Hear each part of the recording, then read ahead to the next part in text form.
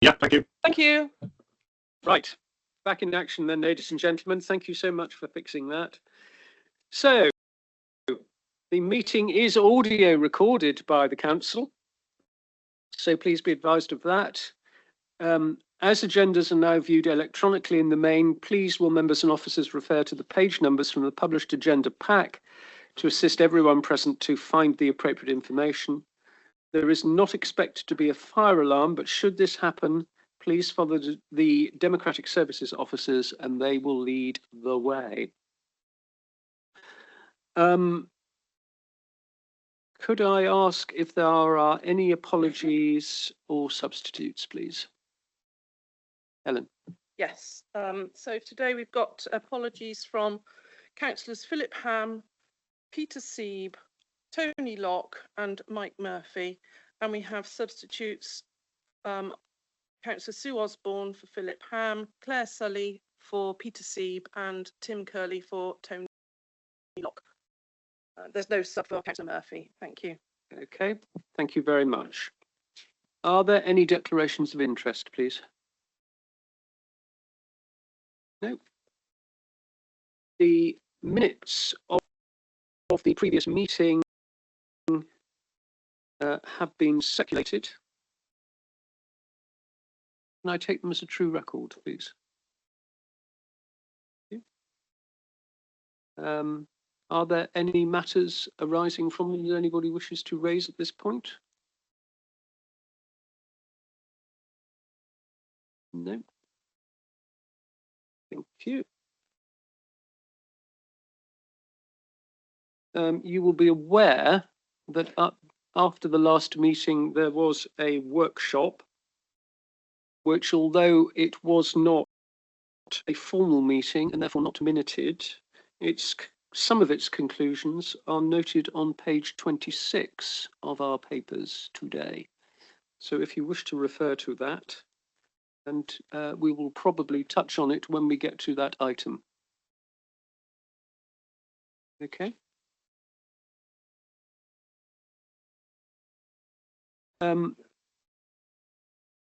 Yes, thank you, Councillor Hobbs. Is that seconded, please? All those in favour? Thank you.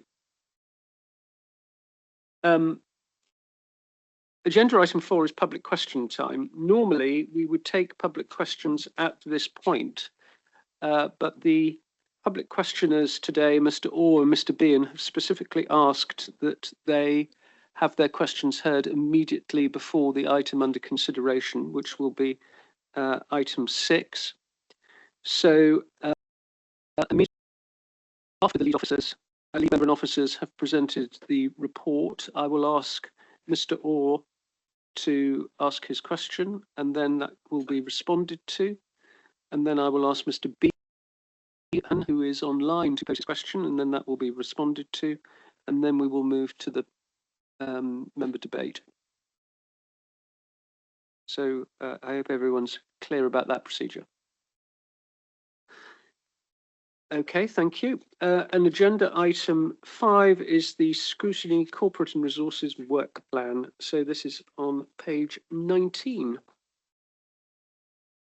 So members, do you have any suggestions for additional item or changes to the order in which business is going to be scrutinised, or any observations to make on the work plan? Yes, Vice Chairman.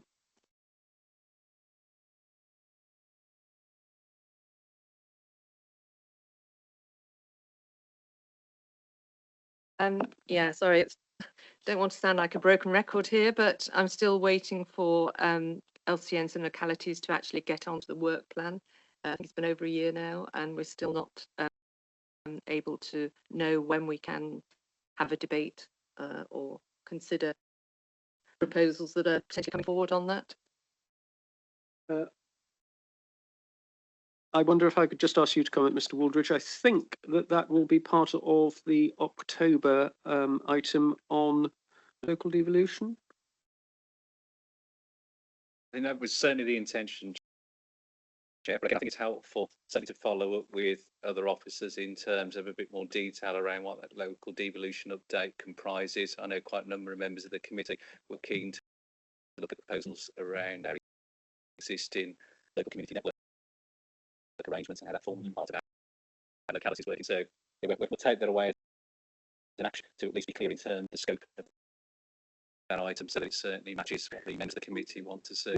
Would it be possible to actually use it about it and make sure that when the LCNs are going to be discussed, it is actually included as part of the explanation of the item, so there can be no doubt about exactly when it's coming forward. Councillor Johnson.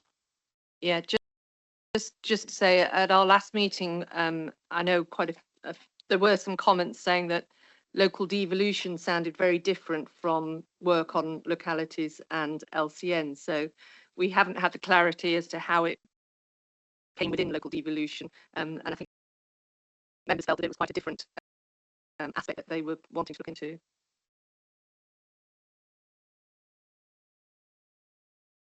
Okay. Councillor Hophouse. Thank you, Mr. Chairman. The whole way through the scrutiny review programme, we have talked about bringing the budget for the following year forward. And nowhere in here do we have a budget review piece on the complete budget, which was, in my opinion, due for September, at the latest October. Could we please get that put in? Any officer comment on that at this point? Mr. Healy. Thank you. Obviously, you'll appreciate I started a few weeks ago, so I'm reviewing at the moment the budget timetable with colleagues, and I'll publish that as soon as possible. But the aim is to get it scrutiny as soon as we possibly can. That will get added into the work plan as quickly as possible. Mr. Chairman, would it be possible to pencil it in, and then we can delay it if we need to, but if it's not in here, it won't get looked at? Yep, I agree. Councillor Mansell. Thank you. I had a comment on the same point, and if I may just sort of push it a little bit further, and I did try to raise this at the last meeting, but unfortunately I wasn't able to stay in person, and I wasn't able to get to the point before I had to leave the meeting.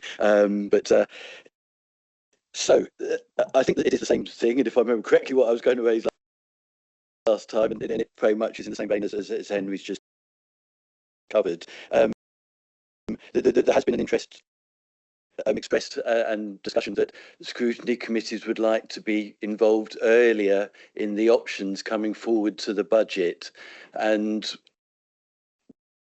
we're not really seeing any of the forward plans for the scrutiny committees. So sort of adding, I think, to what Henry's just requested, at our next meeting, could we actually have a report on where the process is going to go? And the reason we're asking is because we would like to see all four of the scrutiny committees being involved in options for savings, which we know seems inevitable, in shaping those at an early stage. So if we could have a report to this committee, and what I think we're looking for is for that report to tell us how it's going to be done, and we can then start to see some evidence of it feeding into the forward plans of all of the scrutiny committees. I mean, I think we're also we're not entirely understanding the process yet, and clearly transformation is a big element of it. We're going to talk about that in a bit, but I think we're understanding that there probably will be savings in service areas that are going to be needed for next year. So I think that's part of the context for the question. But if we're honest, we're fairly, we're in the dark on what's going on, and we're trying to get some clarity, and we're trying to get some involvement in the options that come forward for next year. Okay, thank you. Thank you very much, Councillor Mansell. Councillor Trimnell. Thank you, Chair. So I had a look through this, and I had assumed that in November, the budget options 26-27 onwards was us looking at the budget. So could you explain what it is if it's not that, please? I think it is that, but what we are hearing, and I think it's quite right, particularly in terms of all the conversations we've been having over the last few months, that we need it earlier than that. Stevie. So, Chair, very happy to commit to bringing a paper back to the next committee, which sets out the budget process, the timetables, the engagement with the various scrutiny committees, the engagement with the executive, and the timetable for approval. So if that helps, we'll have that, and then you'll have clarification then of the process that we're adopting. That would be very helpful. That will be for the 27th of August. Yes. Okay, all right. Members happy with that? Right, thank you. Anything else then on agenda item 5 on the work plan? No, right, thank you very much. So I will then, if we may, move on to item 6, which is the Somerset Council Whole Council Transformation Plan. This begins on page 21 of the agenda pack. And I'm going to invite Councillor Theo Butt-Phillip to present the report. And then Officers Scrutiny and Haggerty may wish to offer further comment once you've spoken. And then I'm going to invite the question from Mr. Orr. Mr. Butt-Phillip. Thank you very much, Chair. I will give a brief introduction on this occasion and then hand over to Carl and Sarah and Lou. I welcome this opportunity for the committee to scrutinise the transformation plan and the scope for the strategic transformation partner. As a little bit of background, Somerset Council exists, as I have said on many occasions, to serve the residents and communities of Somerset, and that is the guiding principle behind the transformation. That simple statement, which I often say is blindingly obvious and something we need to guard against losing sight of. During the past few years, we have been through the creation of the new council, the declaration of the financial emergency, and the restructuring of our workforce. This has meant the loss of many valued colleagues, but we've not lost sight of our purpose to serve the people and communities of Somerset. The council has agreed our priorities through the council plan: a green and more sustainable Somerset, a healthy and caring Somerset, a flourishing and resilient Somerset, a fairer and ambitious Somerset. And in order for the council to do its part in making those priorities the reality our residents and communities deserve, it is essential that we create a council which is both financially sustainable and capable of delivering. We have in front of us the draft transformation plan, inspiring innovation, doing things differently and doing things better, along with details of the procurement for the strategic transformation partner. And I believe that Officer Carl Haggerty is going to take us through some of that. If it's helpful, I'm going to share some slides to the screen. Just give me a second while I...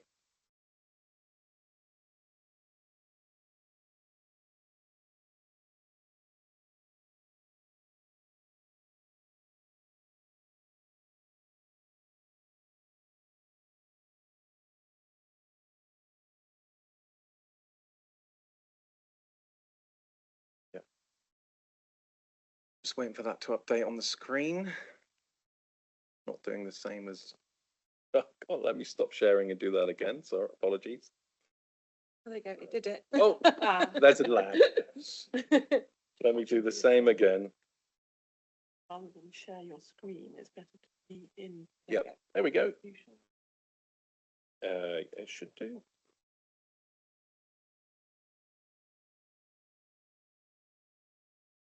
Yes. Okay, that's fine. Okay. Thank you, Chair. Firstly, I'm Carl Haggerty, Head of Transformation and Digital, for those who are unfamiliar with me, and hopefully everyone can hear me okay in the room and online. So I've got some slides just to complement the conversation and the plan overall. So I will just go through those if that's helpful. So the context, I will wait for the slide to update to where I am. So we are embarking on phase 2 of our improvement and transformation plan. It's inspiring innovation, as Councillor Theo Butt-Phillip just described, and this builds on our phase 1 improvement and transformation plan, which was a key factor in delivering 34 million pounds of workforce savings. The transformation plan is aligned to our MTFS timeframe, so it is a 5-year timeframe, and transformation, as has already been alluded to, will play a critical role in our long-term financial sustainability. Our ambition is that transformation is people-focused, redesigning services around the people, community, residents and businesses of Somerset. And to support that, we are seeking external help through a strategic transformation partner to help accelerate delivery, provide additional capacity and skills and experience, and to help grow the skills and experience of our own staff inside the organisation. Just to touch on the recommendations, as the screen hopefully will catch up. So the recommendations within the report, we are asking that the committee note the draft transformation plan from the 7th of July, provide feedback on elements of the draft transformation plan that Scrutiny wishes to explore further, note the scope and rationale of the strategic transformation partner contract, and ensure that transformation is centred on residents and uses clear communication. Bit of an overview of our approach to governance and decision making. So the transformation plan outlines an overarching transformation business case and sets out a process that individual business case development and approval.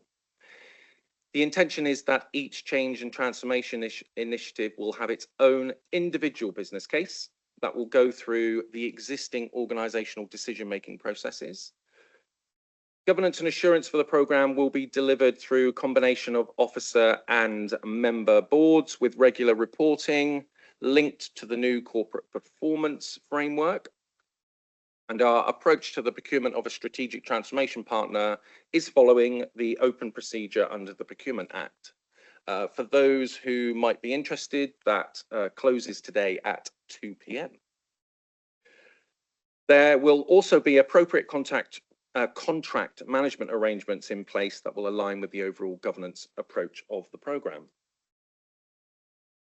Just wanted to provide an overview picture of our approach. So this model aligns with our strategic target operating model principles that we streamline governance and decision making. So what we are showing here is the relationship between kind of three core functions: assurance, oversight, and delivery. And then around that, particularly showing for today, the important role that Scrutiny, corporate and resources have around all of that. And our commitment, as recommended through our recent corporate peer challenge, for an independent transformation advisory group sitting around that to support and challenge the organisation. In terms of our strategic transformation partner, the intention is that this is a true partnership. It will need to be strategic and not transactional. It will need to focus on lasting improvements and not short-term fixes. We would need to ensure there is shared ownership of outcomes, act as a critical friend, offering that independent challenge, advice to senior leaders, members and governance boards, bring important external perspective and question some of our entrenched assumptions, collaborate closely with internal teams and to support the co-design of solutions with residents, etc., not just deliver pre-packaged solutions or out-of-the-box solutions. A little detail on how the contract will work. So the procurement has been structured around a competitive award process. And as part of that, we are expecting some elements that will be costed to enable the evaluation process, because we would need to evaluate on cost and quality. Those might include technology solutions, additional delivery resources, support to culture change, and or support services. But critically, other elements such as the transformation initiatives and change projects will be subject to robust business case development and form part of our existing decision-making processes, as previously mentioned. So why do we need a strategic partner? Well, there is massive urgency and the scale of the challenge is not to be ignored. We are in need of external capacity, capability, experience, and expertise that we can flex as the organisation needs, so we can increase capacity and decrease it and not increasing where we don't need to. We can bring in proven methodologies such as diagnostics, discovery and delivery against IT, etc. And importantly, creating that legacy of a transfer of knowledge, skills and experience. We also expect to access industry best practice and learning of what works and importantly, what doesn't work.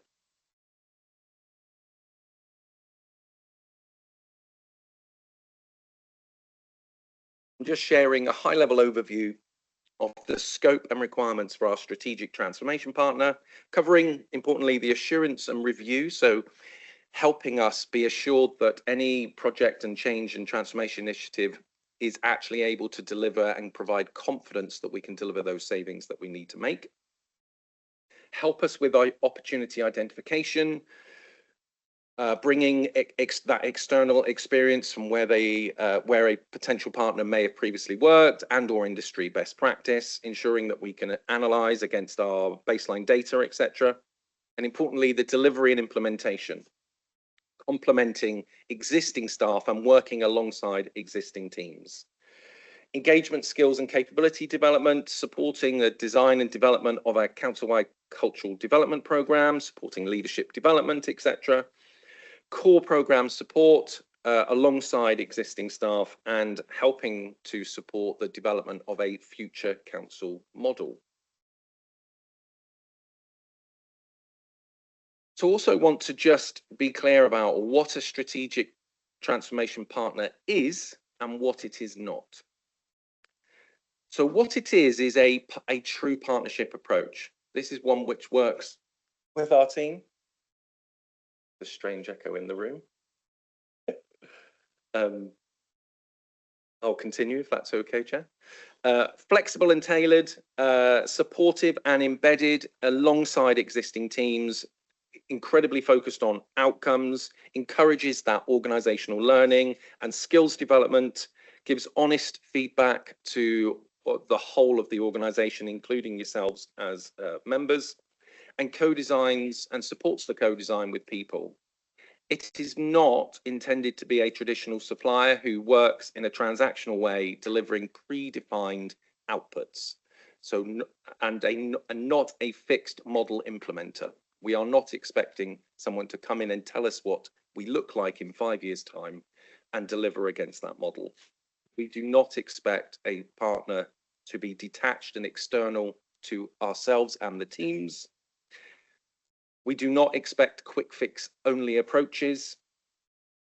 We do not want a partner to avoid the difficult and hard conversations as we progress over the next few years to make tough and challenging decisions about how we deliver services, and not to be a top-down decision maker, external to our existing. Just want to highlight some of the outputs from the conversations we had in the workshop in the previous month in terms of scoping the opportunity for Scrutiny to be involved ongoing around the transformation. Some of those suggestions are included on the screen, such as providing oversight and challenge to the actual delivery of transformation, workshops and forward plan sessions that may include understanding latest skills and technology and skills development, but also exploring other aspects of transformation starting from September. A real focus on value for money, learning from others, successes and failures, and Scrutiny to act as a sounding board and contribute to governance. But we're really keen to learn what good looks like to you today. A high-level overview of our governance and engagement commitment until the end of September. Just there's some other kind of boards, etc., being included in this slide, but importantly, just bringing note to the Scrutiny. We are also coming back on the 27th of August with a report that will be ahead of executive, considering the outcome of the procurement process, and then potentially a series of Scrutiny workshops building on from September. It's also worth noting there are ongoing staff engagement workshops underway across the organisation, and that there is a resident survey beginning in September. And just broader note that resident engagement in terms of co-design, we know that this already exists in existing service areas to a point, such as in adult social care, and/or in children's services, but just to state that our approach to service design and development embeds user engagement and citizen involvement as part of that process and by due course. And that concludes the slides. Chair, sorry, it's the committee Helen. officer. The sound in the room I know is a little quiet for everyone, so I was just wondering if Carl's voice was nice and loud, but if everyone can try and speak a bit louder for Well, not any louder, but as close to the microphones as possible. close to the microphone. and a Point bit one, louder. Officer Thank you. Waldridge has just forwarded to members the slides, because I know members with the new arrangements in the room have found it quite difficult to read the screens, as indeed have I. So the slides are available on your machines to refer to in a moment. Okay. Is there anything you want to add, Sarah, to that? Thank you very much. Anything else, Councillor Philip? No, thank you. In that case, I will invite Mr. Orr to present his question, please, if you'd come and sit at the public chair. Mr. Orr. Chair, the slides point before I start. It would have been nice to have had those slides put up before the meeting. And can they be put up now because the public is trying to follow them while they're coming up? Right. We're in the same boat, Mr. Orr. Can I just ask Officer Waldridge to comment on? Yes, I think, again, all committee members will know, certainly we always impress in terms of any presentation slides to be made available in advance, to be shared with the members, but also to be published on the website. Clearly, since they have been presented at the meeting, we will ensure that they are published on the council's website after this meeting.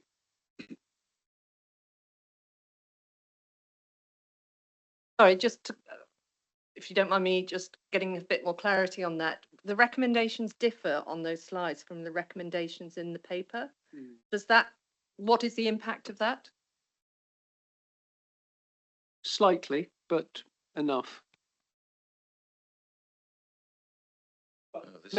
Perhaps if we may come back to that point after Mr. Orr and Mr. Bean have put their questions. So, Officer Hegarty, if you could just consider that.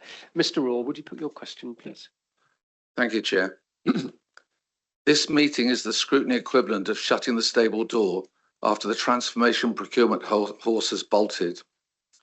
In the buzzword bingo Gold Cup, with £20 million of taxpayers' money as the prize, the other runners and riders are strategic partner, radical innovation, enabling technology, agile delivery, and my favourite, no credible alternative. This council is 45 million short of balancing the books this year. The shortfall in 2026-27 is a staggering £101 million. The bankruptcy red risk has a highest likelihood score of 25, without a credible plan to stave off a Section 114 notice, and the government commissioners coming in. If only this project had started at least 18 months ago, and actually I'd like to see quick wins. In early 2024, the auditors Grant Thornton issued warnings that transformation was lagging without formal plans and savings delivery. Another year slipped by until Grant Thornton in January this year had to issue the council with effectively 2 red cards, yet again about the lack of transformation plans and savings. In just 3 months and during the summer holidays, this council is rushing into a long-term 7-year contract with a single supplier for £20 million or possibly more. Where is the time for proper scrutiny and oversight? The Titanic, having hit the iceberg and sinking, is now planning their cruise schedule for the next 7 years. You may not be here in 18 months' time. The key decision by the executive on the 7th of July was passed without any formal prior scrutiny. There was no opportunity beforehand for the media, public, trade unions and concerned councillors of all parties to engage and challenge. The council commenced a £20 million transformation procurement on the 30th of June, which preceded the executive approval. How is that democratic and accountable?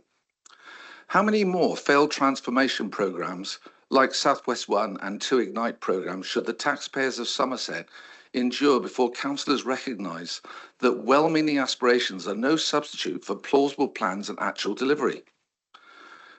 Do we really believe that there is a single consultancy that can top-down transform diverse services from social care to education, roads, planning, environmental health, waste, libraries, etc., That was tried in South West 1 and failed.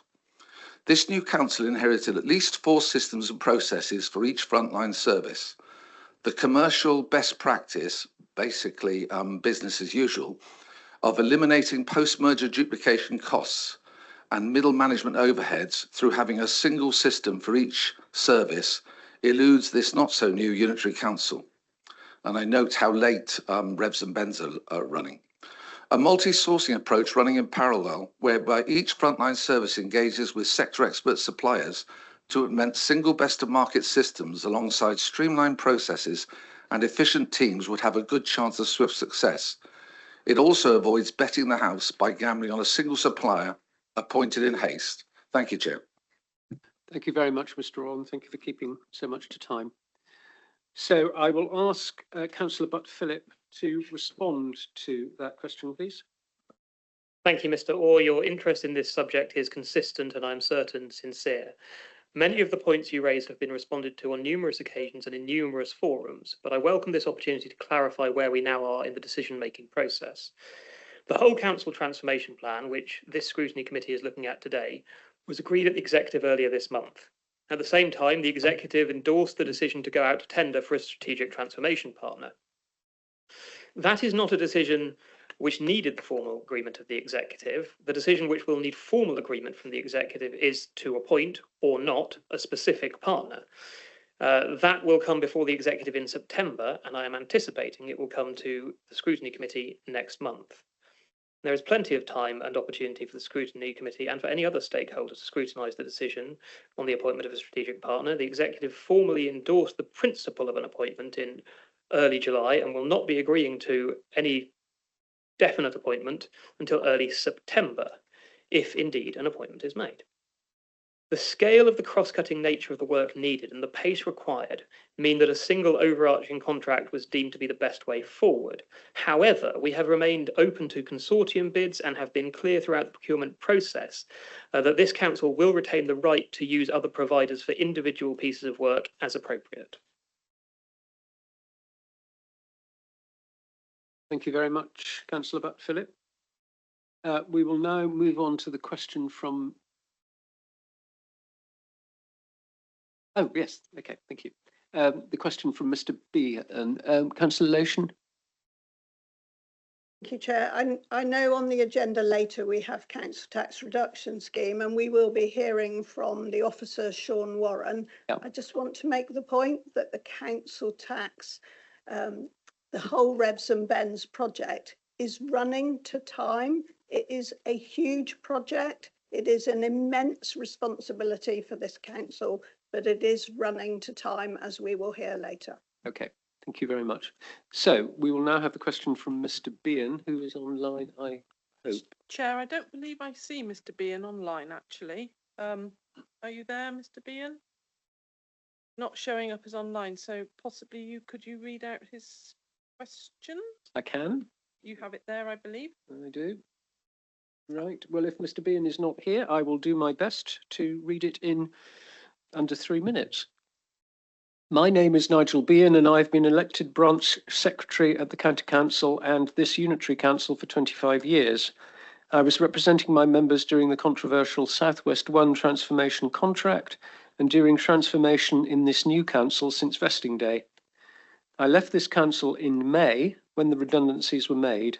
I am here today as I am deeply troubled by the similarities in the approach to the current transformation procurement and the failed South West 1 joint venture. South West 1 also relied on aspirational requirements which aren't specific and can lead to confusion. To help modernise and transform the overall workings of the council, to invest in new world-class technologies to improve productivity, a better deal for the public, better and more convenient access to services, joined up public services, better value for money, a better deal for staff, job security, career development prospects, training opportunities, a better deal for authorities, better for less, delivery of customer-facing services. I commissioned a report from Professor Dexter Whitfield from ESSU in July 2007. His report highlighted the future outcomes for South West 1 with uncanny accuracy, and they were operational failure to meet the performance and investment requirements, partnership failure, shared services failure, savings smaller than planned, inward investment lower than forecast. I recently attended Parliament at the invitation of a number of MPs to discuss local government and relate my experiences in Somerset. Staff wanted to do a good job for Somerset and people in general, like working for effective organisations. The staff have been on the transformation operating table for over 2 years, and that is inevitably affecting morale and motivation. So I apologise to Mr. Bean if I've missed any particular emphasis there, but hopefully that will give you a clear idea of his question. And that is now also going to be replied to by Councillor Butt Philip and I think Officer Scrutiny. I think it's just me, unless Sarah hasn't told me something, so apologies for that. Thank you very much, Mr. Bien, for your statement and for your service to Somerset Council and to the former County Council over many years. The South West 1 project entered into by the former County Council was such a fundamentally different thing to what we are doing now that I feel like it is comparing apples with data centres. The similarities are few, if any. South West 1 was a massive wholesale outsourcing exercise to specifically set up a joint venture company to provide services to the old County Council and to other partners. What we are doing here is bringing in additional expertise to support and work with our existing staff team on the delivery of and further development of the Council's transformation plan. More useful analogies can be drawn from the successful My Life, My Future programme and the Homes and Horizons programmes, both of which in different ways are models of how Somerset Council can transform its services to become both more financially sustainable and to deliver better outcomes for the people and communities of Somerset. On the subject of staff morale, our brilliant staff have been faced with enormous uncertainty since the spectre of a unitary council raised its head. With the completion of the workforce programme, we've been able to give more certainty to our staff than has been the case for many years. Additional work is now being done, including the pay and reward programme, to ensure our staff's contributions are properly recognised. The staff of Somerset Council do an amazing job, and we are truly grateful to them for everything that they do. Thank you very much, Councillor Butt Philip. So we will now move, if we may, to member debate. And I know there are a number of people who wish to speak. Unusually, Councillor Seeb, who is being deputised for today, has also submitted a question. I am minded to read it if members are happy that I do that. And I will do so when other members in the room have had the opportunity to speak. The first of whom to catch my eye was Councillor Osborne.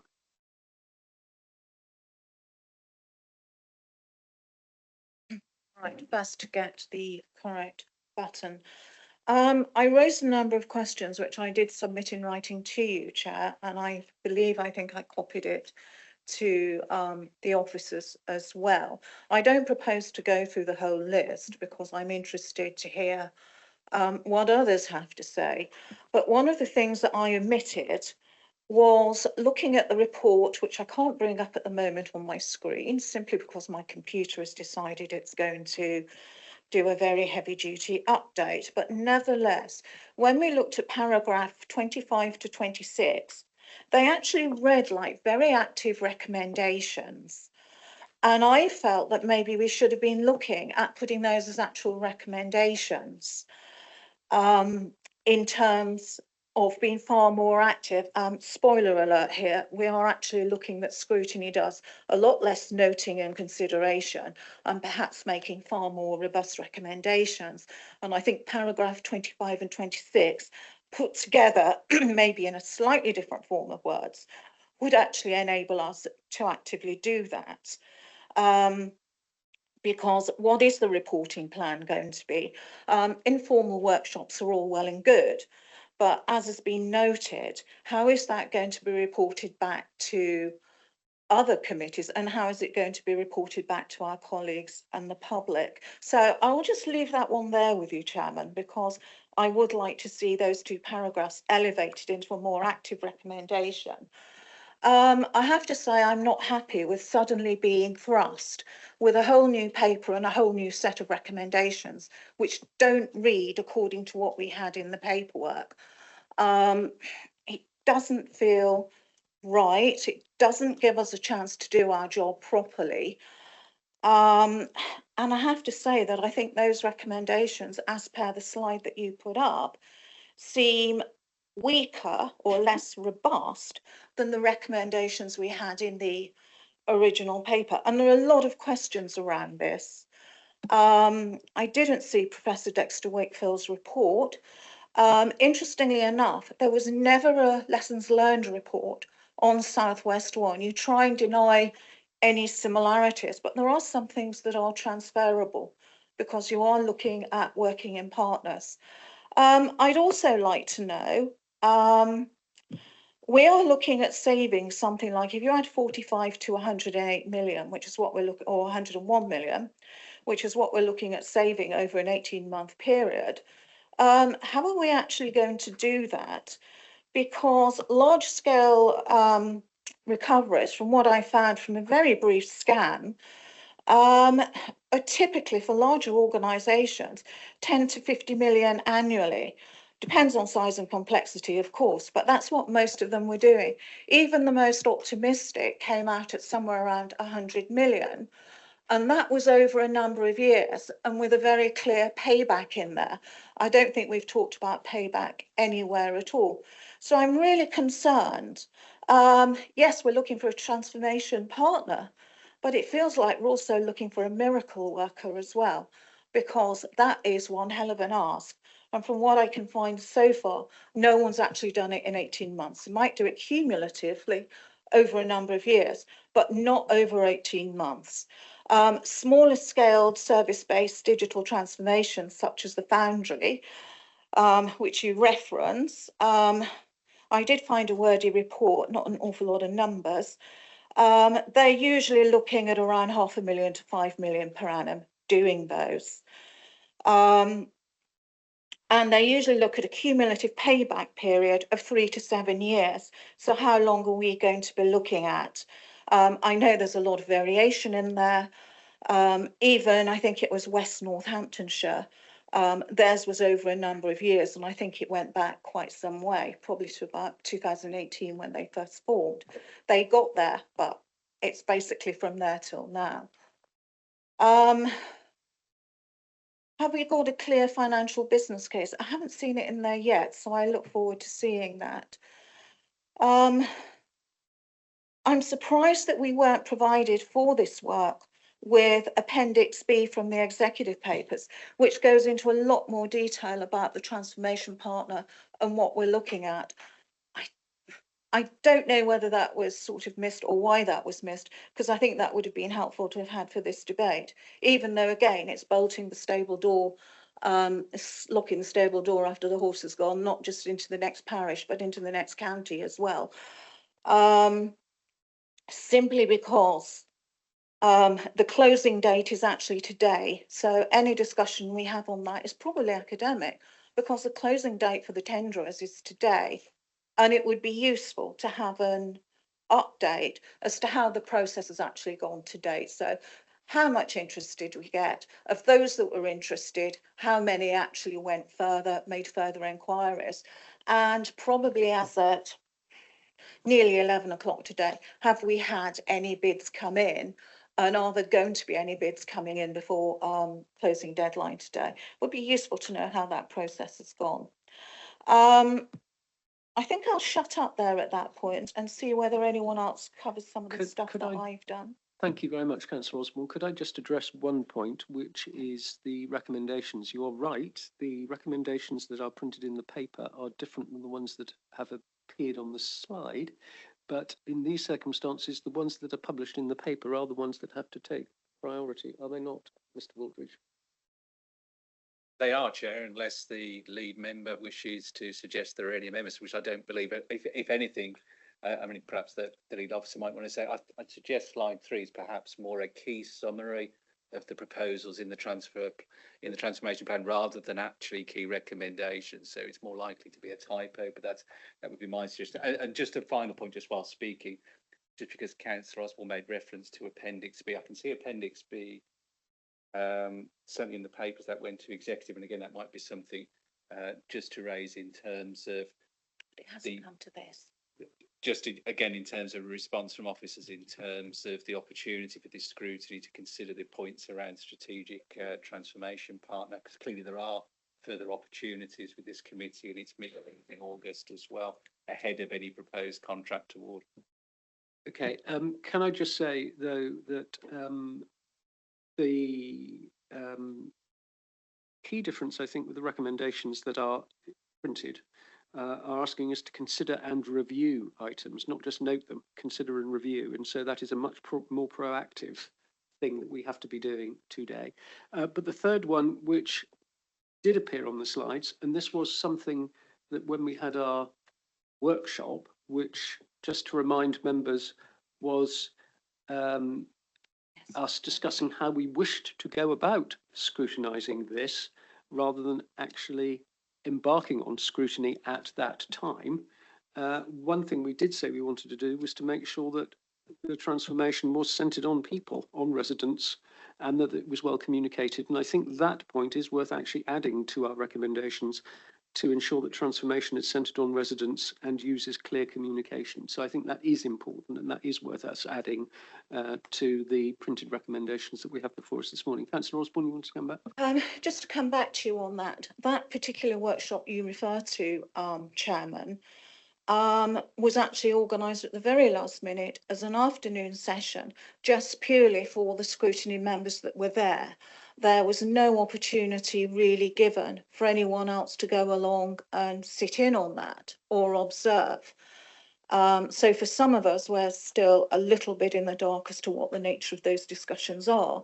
And it feels almost like we're being asked to do that as a broader scrutiny rather than relying on the people that were there. So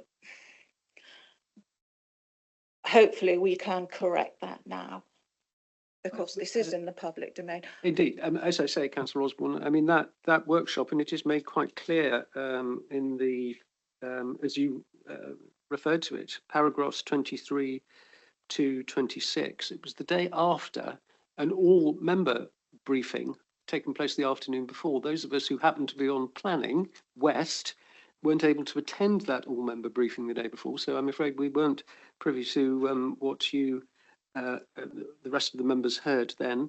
The session on the following day was, and I've now compared the slides of the two, was much less detailed and much more focused on asking the question, what do you scrutiny want to look at? How do you wish to scrutinise the transformation plan and the proposals? That was really what that workshop was about. And there were various elements of detail which were not made known to us in advance of the workshop. They were introduced at the workshop, and that included the figure for the costs of the strategic partner. We weren't made aware of that before, certainly not in the paperwork that we were sent before. That was part of the discussion.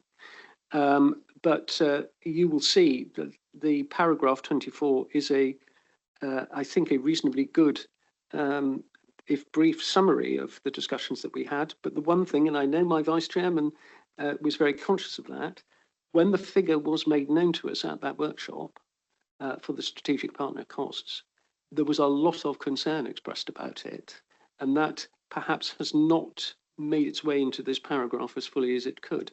Nevertheless, we are now in a public meeting, and this is our opportunity to make sure that these things are aired fully in public.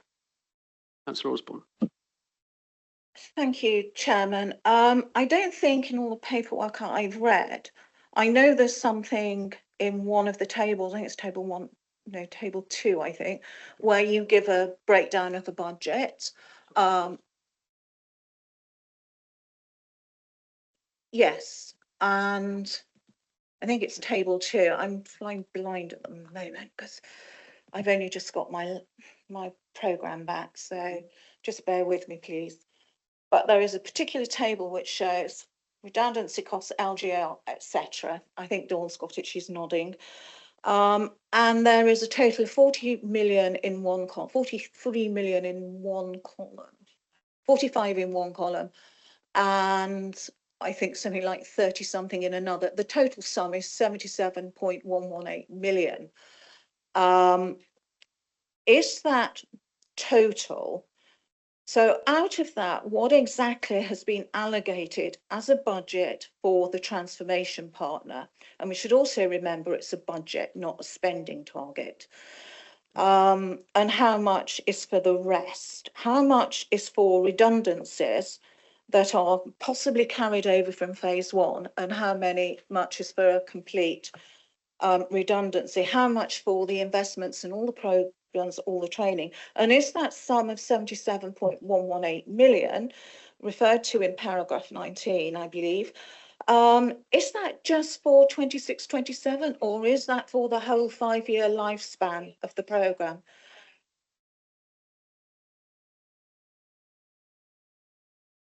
Because again, that's important. Indeed. 77 million in 1 year is a hell of a big spend and would probably have to be incorporated as part of your saving.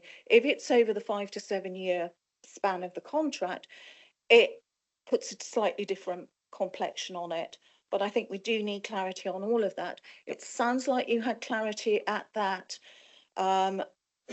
meeting you had, and it seems as though some of us could well be at a disadvantage here because we are not in possession of all the facts and all the information. I don't think we did have any clarity or that level of detail at our meeting, Councillor Osborne, at all. It wasn't that sort of workshop. It was very much high level. How do you want to scrutinise this process? Not looking in detail at the sorts of points that you're mentioning. Officer Heatley, you wanted to come in. Thank you, Chair. For me, bring some clarity on that. The 77 million is intended to be over a number of years. It's not in 1 year. It's intended to be over a number. And absolutely. And we were setting the transformation programme with a rate of return. So there will be an expectation for every pound spent. Not quite firm the figures up yet, but there should be between £2.50 and £3 return on that money. So it's not the rules that are set for flexible use of capital receipts, which is the primary funding of column 1, are that you must demonstrate a return on investment to government. So we can't simply just spend it. There has to be a return on investment. And I would suggest to this council that we set a target of between £2.50 and £3, depending on the modelling work that comes out. The second column refers to exceptional financial support, which has been granted by government over the past 2 years, where there have been underspends, and perhaps that's part of the grant thoughts and concerns over the slippage of the programme.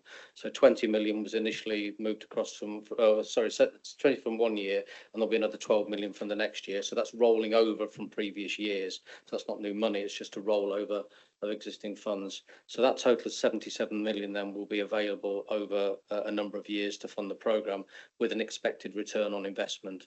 That return on investment, when I heard the figure up to 18 months, it'll be longer than that. Some of that, so there will be some quick wins within that will be delivered in the first year. A lot of it will be in years 2, 3, and even year 4, with some of the more complex stuff that it needs doing, particularly around the people-based services for vulnerable children and vulnerable adults. That will take a lot longer to make sure that systems, processes are in place, but they are robust and they don't put people at risk as you do that. And that takes a little bit longer to deliver the savings or the financial aspects, but that is there.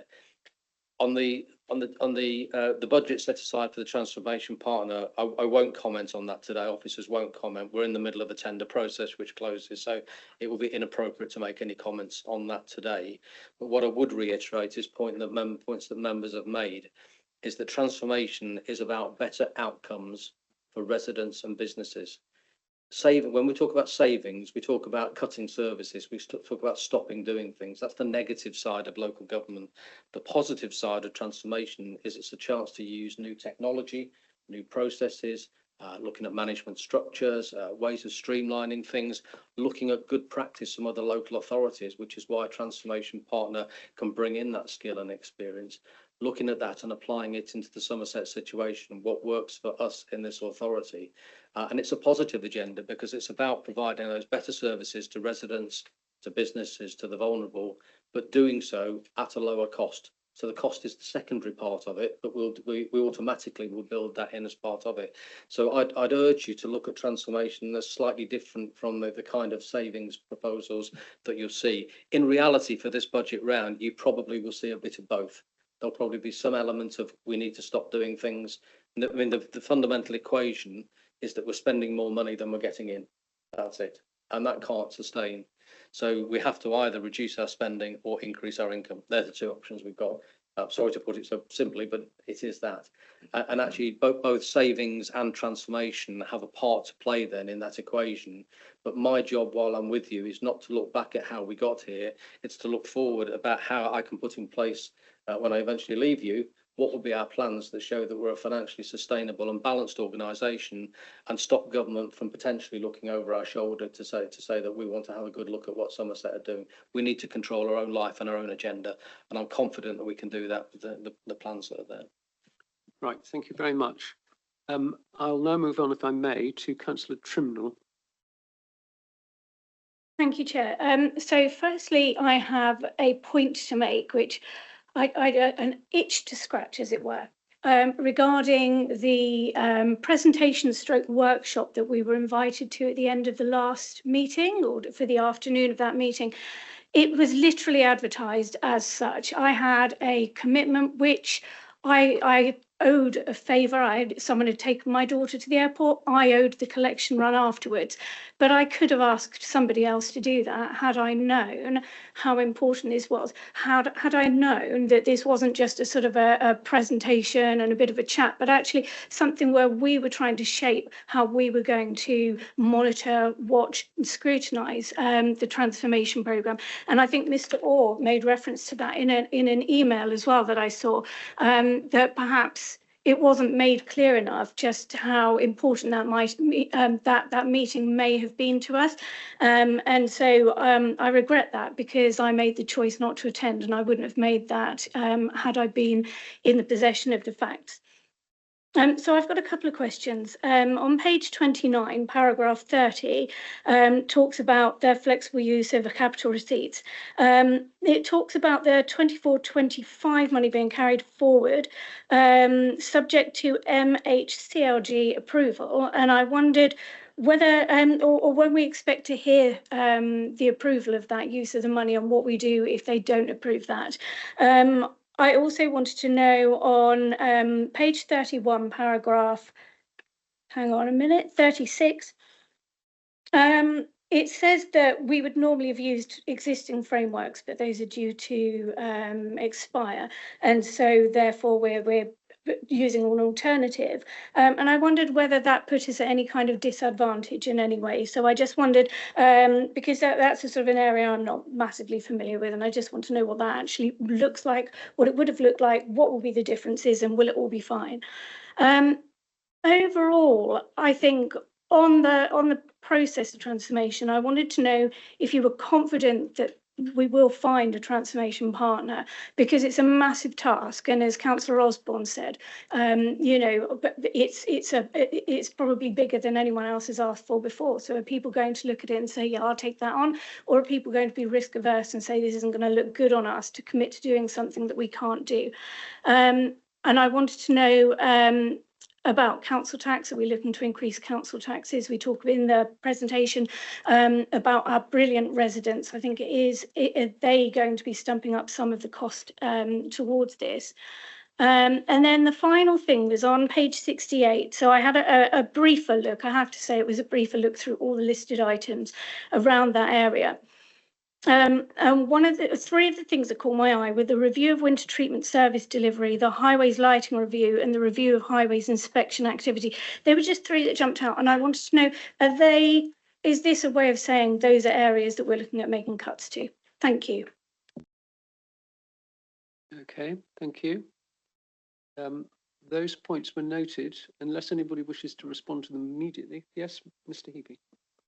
Just make the point on the transformation funding that originally the council asked in 2024-25 for £40 million worth of transformation funding as part of its exceptional financial support package. You'll be aware of that as members. You will have taken that decision. The council already has approval to slip 20 million of that into this financial year. That was received some time ago, so that's in place. What's being sought now is that against the rest of the 20 million that was due to be spent in 24-25, only 7.8, 7.9, that sort of figure was spent. So it's the remaining £12.1 million that we're now seeking authority to slip. So we will have that discussion as part of this year's discussion with MHCLG, which will take place around between November and January. So when they give that or not, I don't know, but we'll be very hopeful that they understand that as an authority that's gone through LGR, local government reform, then we have to do what's necessary then to bring everything together as one new council. And we're very hopeful they'll continue to support us on that journey. But they will be looking for how robust our plans are going forward in terms of the transformation programme and a savings programme. How do you intend as a council to become financially sustainable under your own steam? So we have to demonstrate that link between the transformation work we're doing and any request to government for slipping forward funds.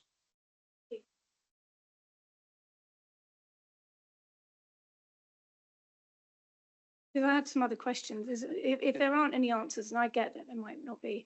I'm just going to ask Officer Scrutiny if she'd like to comment, please. So just on the point around the items in the appendices, so there are different sections which set out some of the key areas. What those are those are the areas of search that we're looking at the moment. And as Carl said in his presentation, that actually any kind of decisions that need to be taken will go through the existing decision-making routes. But actually, these are subject to change following further development and validation. We are going through a period of validation at the moment of each of these areas. What we wanted to do was to be able to share some of the areas of search that we're focusing on. Thank you. And finally, on whether we are likely to get a partner, or the confidence of that and the council tax. I'll just ask Councillor Butt-Philip, I think, to comment on that. Happy to comment on it. I believe we will find a partner, and I wouldn't. I'd be cautious of overplaying how big a job this is. A massive job, but there are other councils which have been through similar sorts of procurement, even bigger councils than us. So I think it's likely that we will, but we will obviously have much clearer view of that in the coming days, literally, because it closes at 2 o'clock today. This meeting may still be going on at that point. Touching on what Sarah has already mentioned, the winter treatment service delivery and the lighting review, both of these are listed as reviews to identify how efficiencies can be made and service is improved, and that is quite literally what they are. Can we look at putting in additional capital now to both improve services and reduce costs long term? And on council tax, I think that's covered in the MTFP. Our residents are indeed amazing, and they already fund the council in a much greater proportion than they did 10 or 20 years ago, as government funding has changed to be much more reliant on council tax as a proportion of income than it used to be. But we know that successive administrations in the past did keep council tax artificially low, and that is one of the many factors that has led to the financial situation we're in. Thank you. Just picking up the point that Mr. Heapy. Chair, if I may comment as well, just to put members' minds at rest, there are quite a number of firms out there that do this kind of transformation work with councils. I can think of many that are undergoing this at the moment. Liverpool City Council, for instance, is one undergoing large-scale transformation with a transformation partner. So there are many firms that can do this. The challenge is to find the right one that fits our ethos and approach, that understands the specific nature of Somerset, as opposed to putting generic proposals on board. A transformation partner will work with us. We still will own and be accountable for delivering. Our officers will own and deliver. The partner will help us with the skills, will help us with the models, will help us with ideas about what's happening elsewhere and what other councils are doing that's best practice. Looking at the councils that are winning the MJ Awards or the Local Government Chronicle Awards for best practice, what can we learn from them and what's the best practice that they've got? They'll help us to do all of that, but we ultimately will own it and they'll be a tool to help us. But rest assured, there are people out there that do this work. And it doesn't mean that every project will be delivered either through the transformation partner. They will be the core at the centre of this, but there will be some specific pieces of work that may require some specific individual firms that can bring a different skill set and have best in class. I think Mr. Orr referred to being best in class, and we want to get that as well. So it'll be a combination of both. But please rest assured, there are firms out there that do this. And I did my first large-scale transformation back in 2010. I've been doing it for 15 years. Most of them have worked quite well. A few of them have been more difficult, but they're all challenging programmes requiring tough decisions and requiring members and officers to be brave and visionary about future services and the best way we can deliver our services to our residents and businesses. Right, thank you. Councillor Leishman. Chair, could I just come in to make the point that when government talk about core spending power of local authorities, that it obviously includes council tax, but it also includes council tax increases. So when government were recently talking about more money for local authorities, they were including council tax and council tax increases up to referendum limit. So core spending power is something that we hear about a lot, and I think the layperson in the street often thinks that that's the money that comes from government, but it is Somerset's money as well as grants from government, and of course including the portion of business rates that we retain in Somerset. There are, Mr. Heafy and I could talk about this for hours about what is happening at government level as well as what is happening at local level, and the council tax equalisation that the ministry is working on, also the business rates resetting, and are very much hope for multi-year settlement, and then whether that comes in November as originally suggested or whether actually it does slip back into December, hopefully not quite so close to Christmas as other years, but there is a huge amount of work going on nationally as well as the work we're doing locally, where of course there was a national award very recently for the My Life, My Future, and before that, Homes and Horizons. So I did rather jokingly suggest to my colleague sat next to me that we might learn from ourselves as well. Thank you, Councillor Leishman.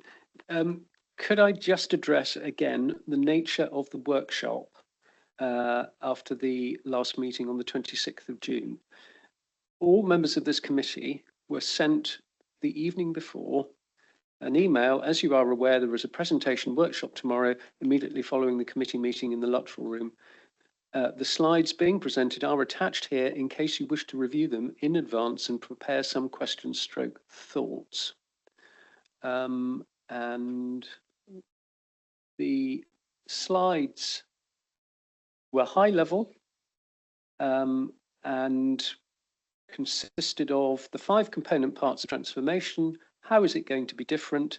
What the transformation plan covers, initial transformation themes, change versus transformation, making sense of different contexts, how we lead, and then the last slide, which was really the purpose of the workshop, scrutiny's role. How does scrutiny want to be involved in the delivery of phase 2? How can scrutiny add the most value? Which aspects could scrutiny have oversight on and how? And how can you bring the lessons from the scrutiny review to help? That was the focus of the workshop. It was asking those questions. How do we want to undertake the scrutiny of this transformation plan? And today is our first deep dive into it, following our general discussion at that workshop. So that was the nature of the workshop. Today is the public scrutiny that follows, using some of the areas, exploring some of the areas that we were particularly concerned about. So I hope that is clear and there's no misunderstanding about it. So the next speaker to catch my eye is Councillor Hobhouse. Thank you very much, Mr. Chairman. I'm looking at the recommendations on the paper, and they consider and review the draft transformation plan on the 7th of July. This is back to front. We are supposed to advise the executive if we think that there are problems with a paper. We have not been given that opportunity, and I feel very strongly that we need to bring in other recommendations, and I'll come to them in a minute. The paper that we've been given lacks detail. It lacks a baseline. How are we going to judge what the partner is achieving if we don't know where they start with that achievement? Now, the only way around this is that every single departmental saving comes back to this scrutiny committee to be reviewed with a baseline and what the improvement is, because we can very easily say that we're saving £2.5 to £3.5 per pound spent, but how do we know where we're starting? Now, I want to therefore make a proposal, but I'm going to finish off what I want to say first. The third recommendation is consider and review the scope of the strategic transformation partner contract and rationale.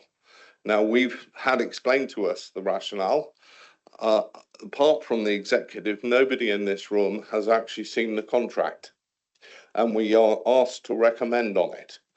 Now, I don't particularly want to see the contract because it is a requirement that we went into confidential session if we wish to see it. But the point I'm trying to make here is that we have recommendations that have been put in the paper which are unfulfillable.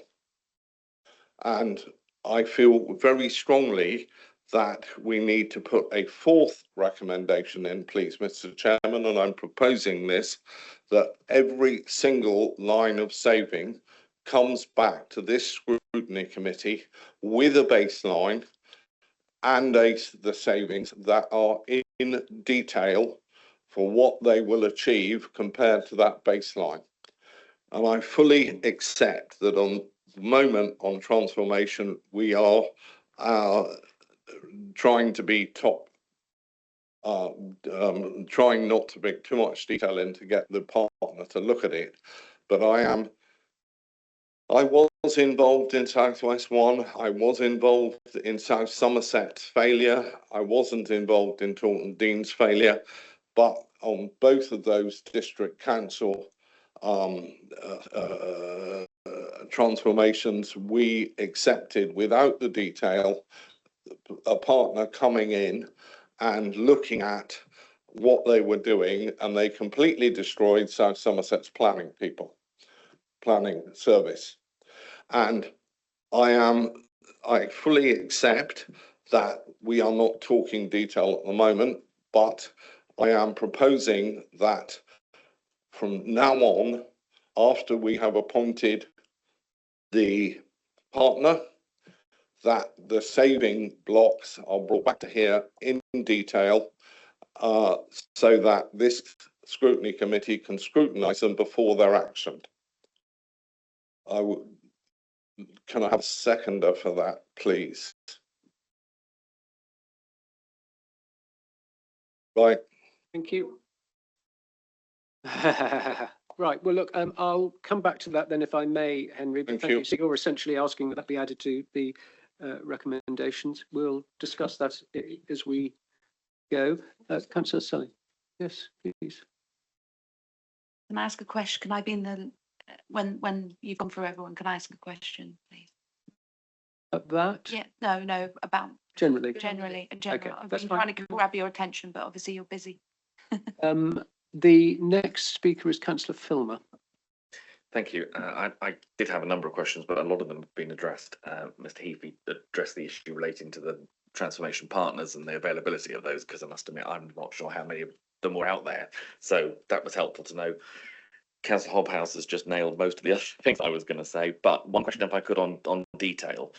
On page 29, the budget gap table 1. I just wonder if someone could just do a bit of a Janet and John explanation to me as to how that works, because the base budget appears to bounce up and down all over the place. The growth, I'd like just an explanation of what the word growth means, and the fact that growth is dropping over the future years. I was thinking growth might be inflation, it might be demography. I don't see why that would be going down. So if that could be explained, because again, the total budget gap is up and down in future years, and it'd just be helpful to understand what we're building into our calculations at this stage that's seeing that sort of sawtooth, which is unusual.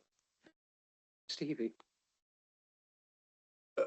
We're straying slightly beyond transformation in discussing this, because this is the wider medium-term financial plan, but very, very happy to pick up the question. Growth in general terms is the likes of demographic changes, legislation changes, pressures on services, particularly in the big people services around demand for adult services, mental health care, learning disability support, and children's services around children's placements where we have to bring children into care, etc. So that is the growth prediction that goes into there, and we have to budget for that. These are statutory duties that we have to fulfil, so we have to be realistic. We will, of course, challenge those down, and we expect the services to make sure they have the best value services while keeping vulnerable people absolutely safe and providing the best outcomes. It's always a difficult balance.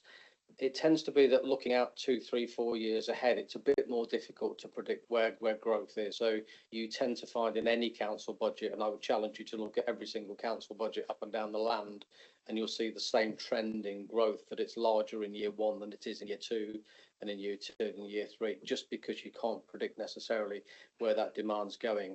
And equally, I wouldn't want to be putting together a 4-year plan for you on the basis of assumptions that are so wildly unbased on evidence that you're then forced to make huge savings and make big service cuts and decisions on the back of no evidence. So you have that evidence base for year 1. We can see the trends, we can see what's happening now. So that number, we can actually provide some support for that. But the further out you go, the less evidence there is, and I say the more tricky it becomes then to balance the plan. When I am looking to balance the plan this year, the statutory responsibility is to balance a 1-year budget. As you know, we have to agree that before the 11th of March each year. But good practice and expected practice is we balance over the medium term. That is over the 3 to 4 year time horizon. So we must be careful not to talk up our growth costs that don't have evidence, and therefore talk up the savings that go with it as well. But we'll come back in due course on the medium term financial plan, and I'm very happy to talk you through all the lines, and you'll see that expanded out into quite a number of lines in the future. Okay, thank you very much. Officer Scrutiny, did you want to come back in at this point? Apologies. I wanted to come back in on the point around the individual proposals, and just to feed into your considerations at the end around recommendations. Just to refer to paragraph 7 on page 25, which includes the statement that the change and transformation initiatives will have individual business cases that will go through the appropriate existing decision-making processes. So where appropriate, those will come through scrutiny and for decision as executive. So what you're saying is that the intention is there and is detailed in paragraph 7. So therefore, making that explicit in the recommendations actually is consonant with your report. Yeah. Okay, thank you. Good. Councillor Sully, my apologies for having overlooked you earlier. You're just at an odd angle. It's not the easiest disposition of the room to cope with, I have to say. No problem, Chair. I thought there was a really long queue in front of me, and I was worried I was going to be missed. So the agenda item is to consider the report, which is what I intend and what I've done. And in my background is 20 plus years of strategic marketing, working on multi-million-pound programs, working with a lot of SMEs, working with community organisations and voluntary organisations. I know how to be critical about reports and strategies. And I think this is a good plan. I think it's got a good framework. It has a vision and it has a direction. It has values. And inspiring and agile are two important words that it uses. And it's looking to inspire to do things differently. Those things haven't happened yet, so we haven't seen what that difference is, but it has that ambition to do things better and do things different and to unlock innovation. Why don't we imagine that that can actually happen? You know, Somerset, we have a track record for innovation and doing things better. I know that. I worked years ago on research of the Somerset brand and found lots of evidence, and we see it around us. Why can't we consider that we can do that here? So it's looking to inspire change in that contents. Agile, it means it can evolve, you can be creative, you can learn, you can improve. And I think the report also is honest about that. And of course, that's a big, being honest, sometimes people use that as a stick, and I've seen that happen already.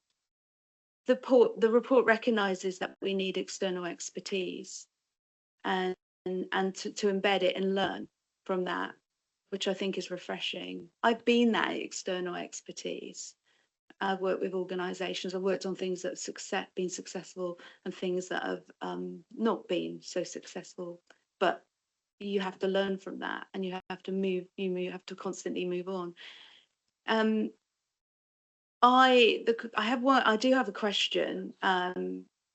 It's about the evaluation, and I come from the Adults and Health Scrutiny Committee, and it's the same thing really, where we are there after the transformation and using external consultants.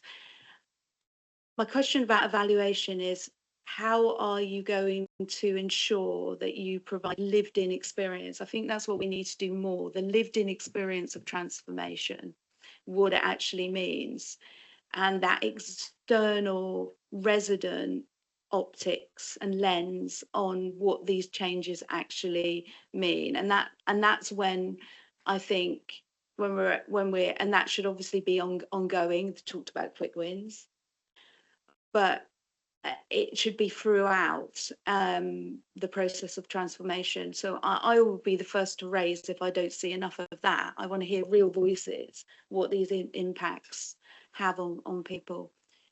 So that's my question. Can you reassure me that we will have that level of evaluation? Thank you. Councillor Lation. Thank you, Chair. If I may come in on Councillor Sully's questions, I just want to make the point that the transformation programme governance does have a member-led assurance board, and this scrutiny needs to hold that board, member-led board, to account. I completely agree with that. I also want to make the point that on page 26, paragraph 13, it makes it really clear that the scale of change required needs to be at pace. I know that's an expression that many councillors and some officers use rather too often. We have been working at some considerable pace since before vesting day, but if we let that grip and that pace drop because we put in further layers of bureaucracy, we will then be responsible for any failure ourselves. And I want to make the point about Councillor Sully's lived experience of transformation and just make it really clear to this committee that is why I so welcomed the interim appointment of Mr. Clive Heafy as our Chief Finance Officer, because Clive does have that experience in other councils. He has experience as a council officer, he has experience from a SITFA point of view.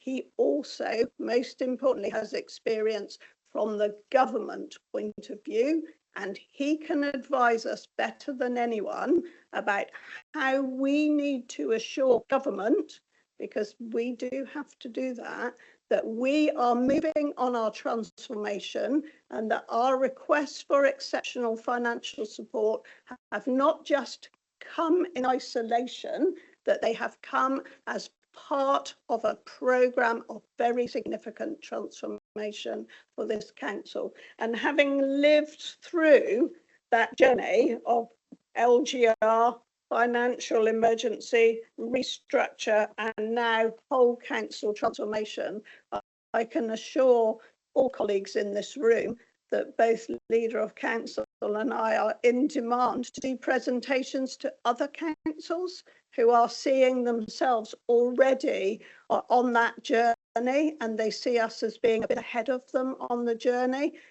That doesn't mean that our first priority is not to Somerset. It always will be. But I think that we have a lot of learning already. And I'm not joking, actually, when I talk about learning from the My Life, My Future experience, which was a very bold decision to go with that. And I know that the lead member then, Councillor Dean Ruddle, and all of us on the executive thought long and hard. And I know that the Adults and Health Scrutiny have done really good work on that programme, a transformational programme.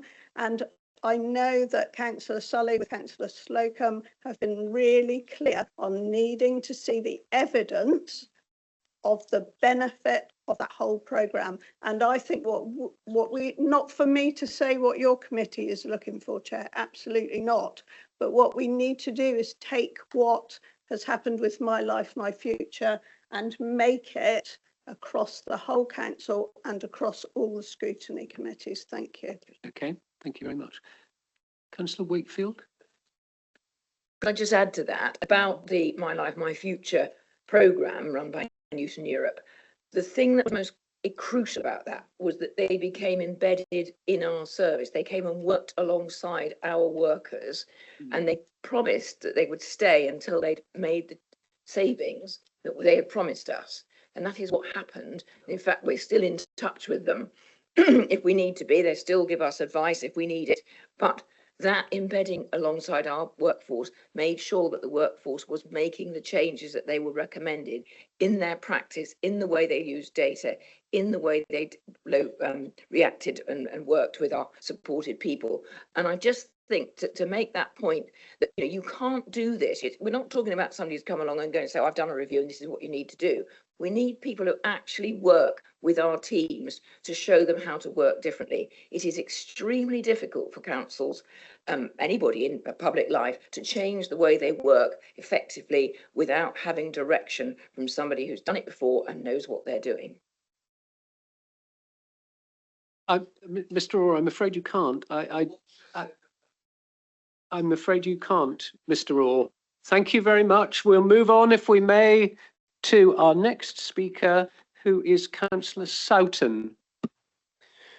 Thank you, Chair. Unfortunately, I think we do need this external consultant to come in and help us with this situation. The only thing that really I'm concerned about is that we have the proper checks and balances in place. Excuse me. With regular scrutiny, the progress that they're making, and contractually, and again, as Councillor Hogpost has said, I don't really want to get into that side of it, but I've seen this in the aerospace industry where we've had consultants come in for various reasons, but contractually they've been almost embedded in there and not delivering. I just want reassurances that if we go down this path, that we are contractually sound, and that we are in control of that consultancy, and they're not in control of us. That's my main concern. Thank you. Thank you. We will set, to use jargon, deliverables and milestones for them that they must hit, and we'll make sure that they hit those, and there'll be consequences of not hitting them. Bear in mind, in my role as the Section 151 officer, I have a what's called a fiduciary duty, a duty to the taxpayer. So I have to look to make sure that monies are properly managed, properly controlled, etc. And that duty extends beyond my duty to my employer as you as the council. It extends out towards the taxpayers of Somerset. That's the law I work under. So I've got to be absolutely interested in making sure we've got complete control. Okay, thank you very much. Councillor Mansell. Thank you, Chair. I've got a little bit to say. I will try and get through it quickly, and I possibly in two chunks, if that's okay. I think the place I'd like to start. Well, I will say I am also feeling that I'm sort of getting up to speed on this. Unfortunately, I couldn't attend the all-member briefing because it clashed with the planning committee. And really, I think officers must avoid doing that for something as important as this. I would have liked to have been there and have been sort of. I think I'm sort of catching up.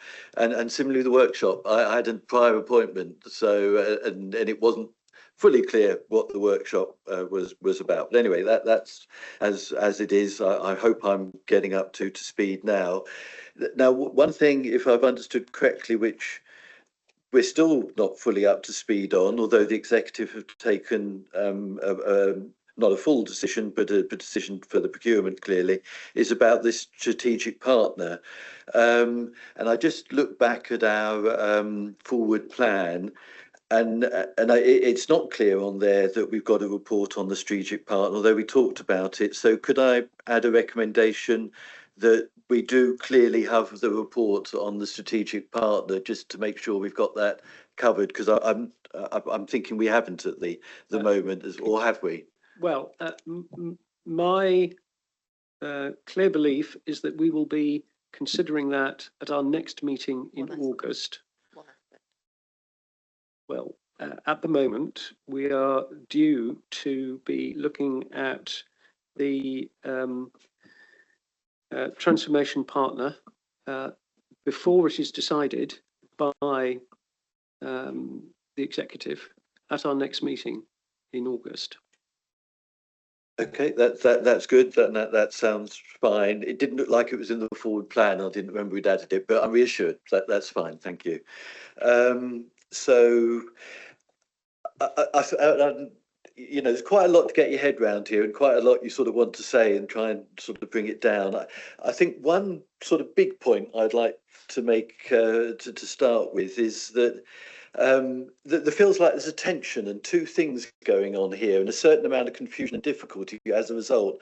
There's sort of one where we want talking about improving services and achieving things along the line sort of Claire said, which sounds sensible and a place to go. So I can sort of see that. But the difficulty and the confusion then comes into me is we've got a massive amount of money to save. And we're trying to do the both together and talk about them both at the same time. And it just looks a bit of a mess. It looks hard to understand what is what, because we're doing both together.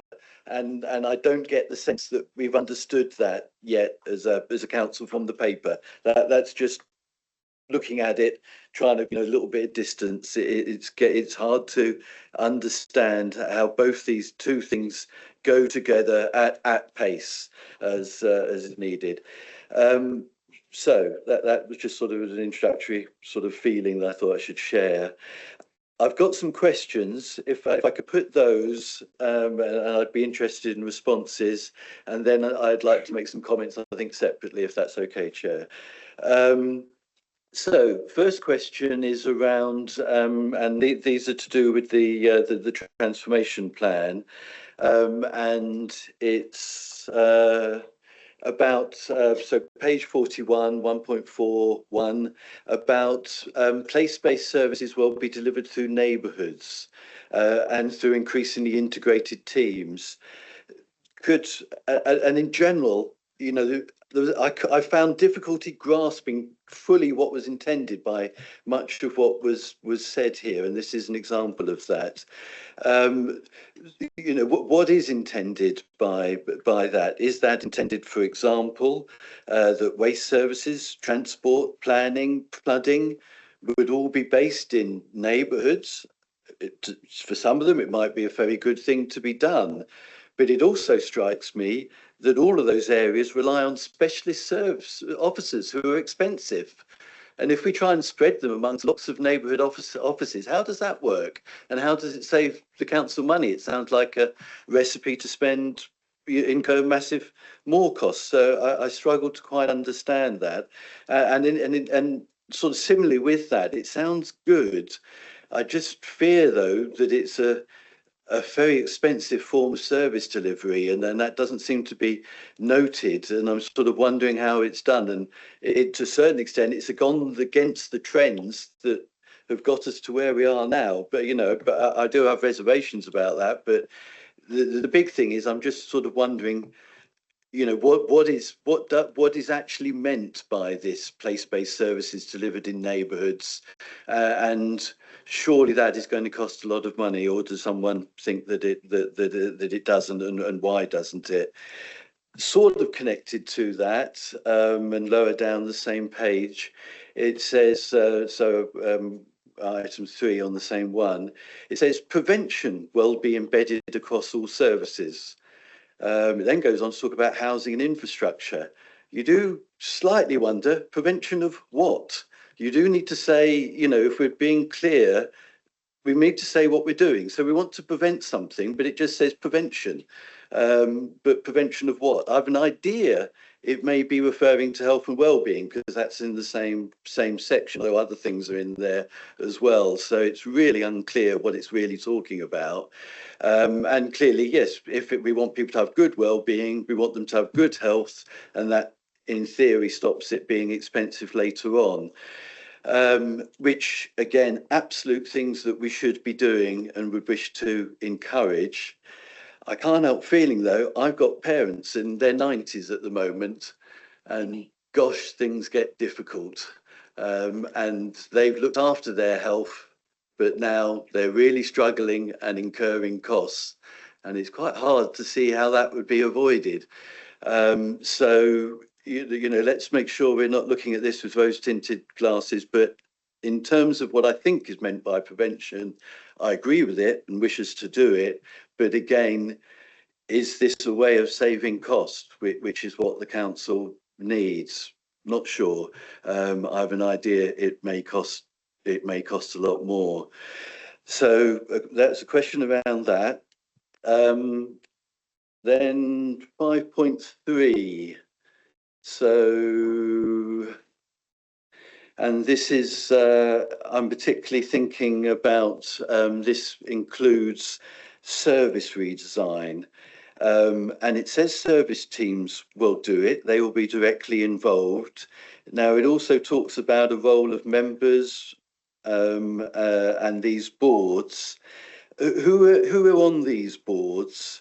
Is it just the executive on these boards? What visibility is there of these boards? Are they public boards?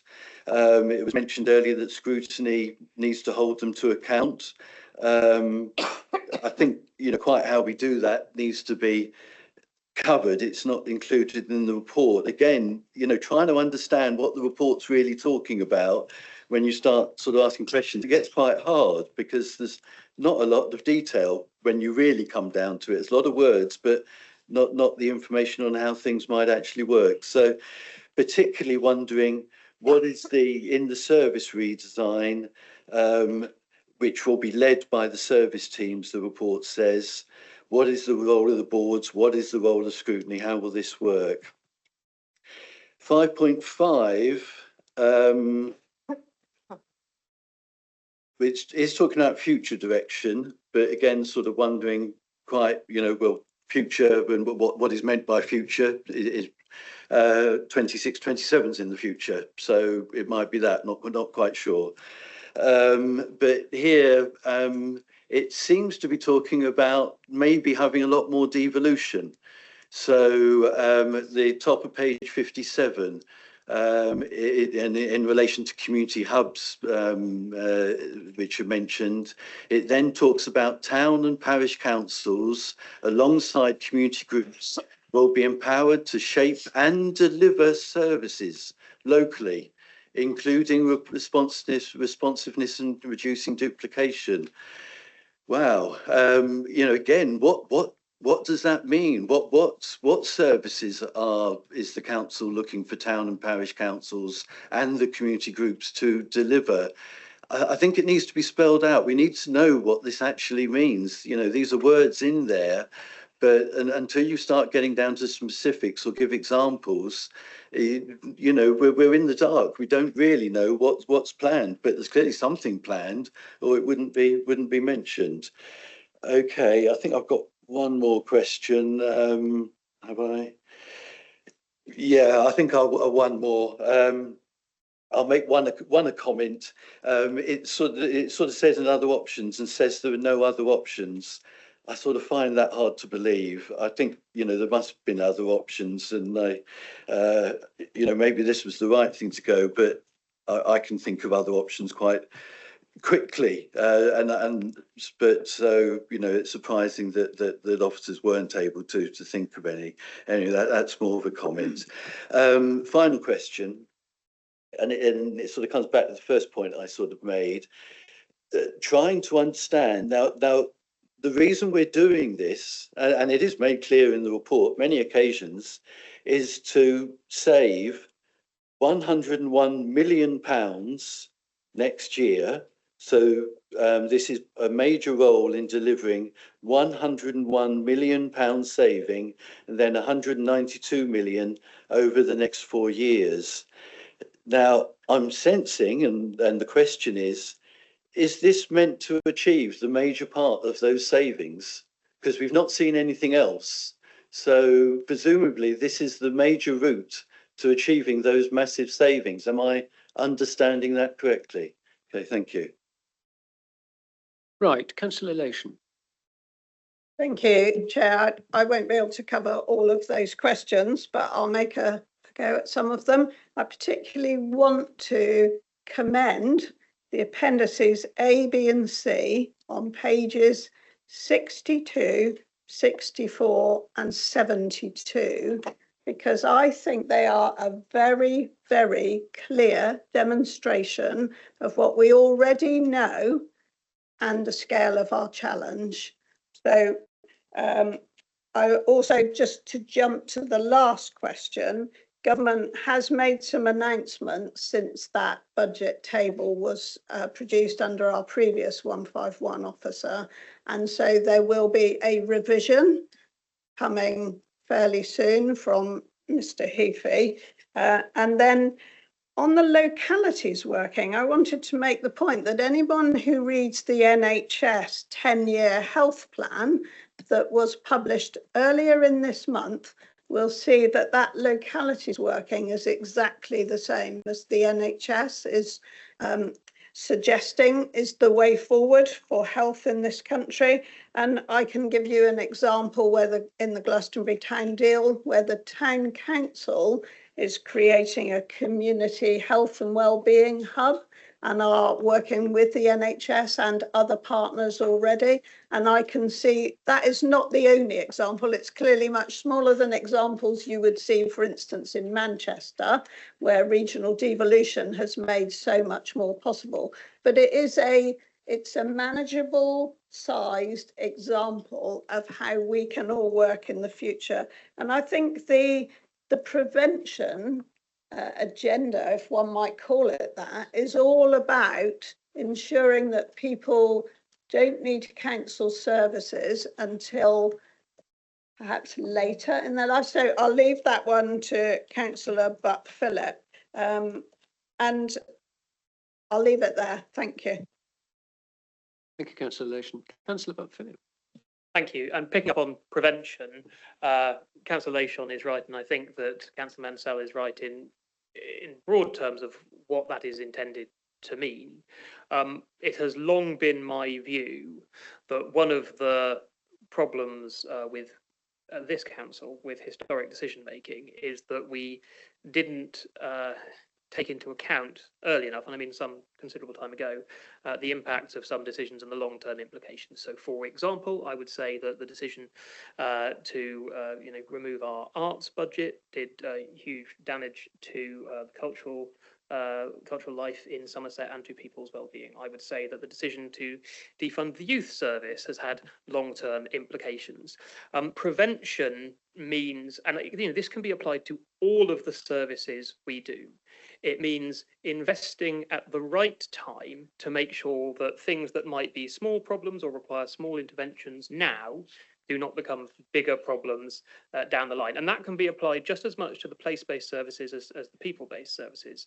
Actually, if you fix a small pothole now, it won't be a big pothole in the future. Or, if we maintain our assets properly, they will not need to be completely replaced long term. And it's the same for the place-based stuff as it is for the people-based stuff. If we invest properly in public health and keeping our communities active, people will be healthier for longer, they will have a better quality of life, and they will not require council services as early as they otherwise may do, which is, as far as I'm concerned, is a win-win. And it actually is a really good example of the idea of trying to find ways of, not spending as much in the long term and improving people's quality of life at the same time. So I think that's where the prevention agenda comes. On the devolution issue, we remain open to having conversations with city, town and parish councils, and indeed with other partners about devolution. It's an ongoing process. It's an ongoing process in many authorities, and it doesn't look like it's going to end anytime soon. We know that we have a long list of city, town and parish councils with things that they would like to take over from Somerset Council. I'm constantly getting complaints that we're not dealing with those things quick enough, so I don't imagine that that's going to end anytime soon. But in terms of what those services will be, well, we've got a pretty good idea of what's been looked at already and what people are in the process of taking on. But again, it comes back to the fact that this is a continually evolving piece of work, not just devolution, but the transformation project as a whole. We're not sitting down today and saying, right, this is what it's going to look like 5 years down the line, because that's the sort of top-down approach, which firstly we don't want to do, we don't think will be effective, and just isn't realistic in terms of understanding what the nature of the challenges or opportunities we face further down the line are.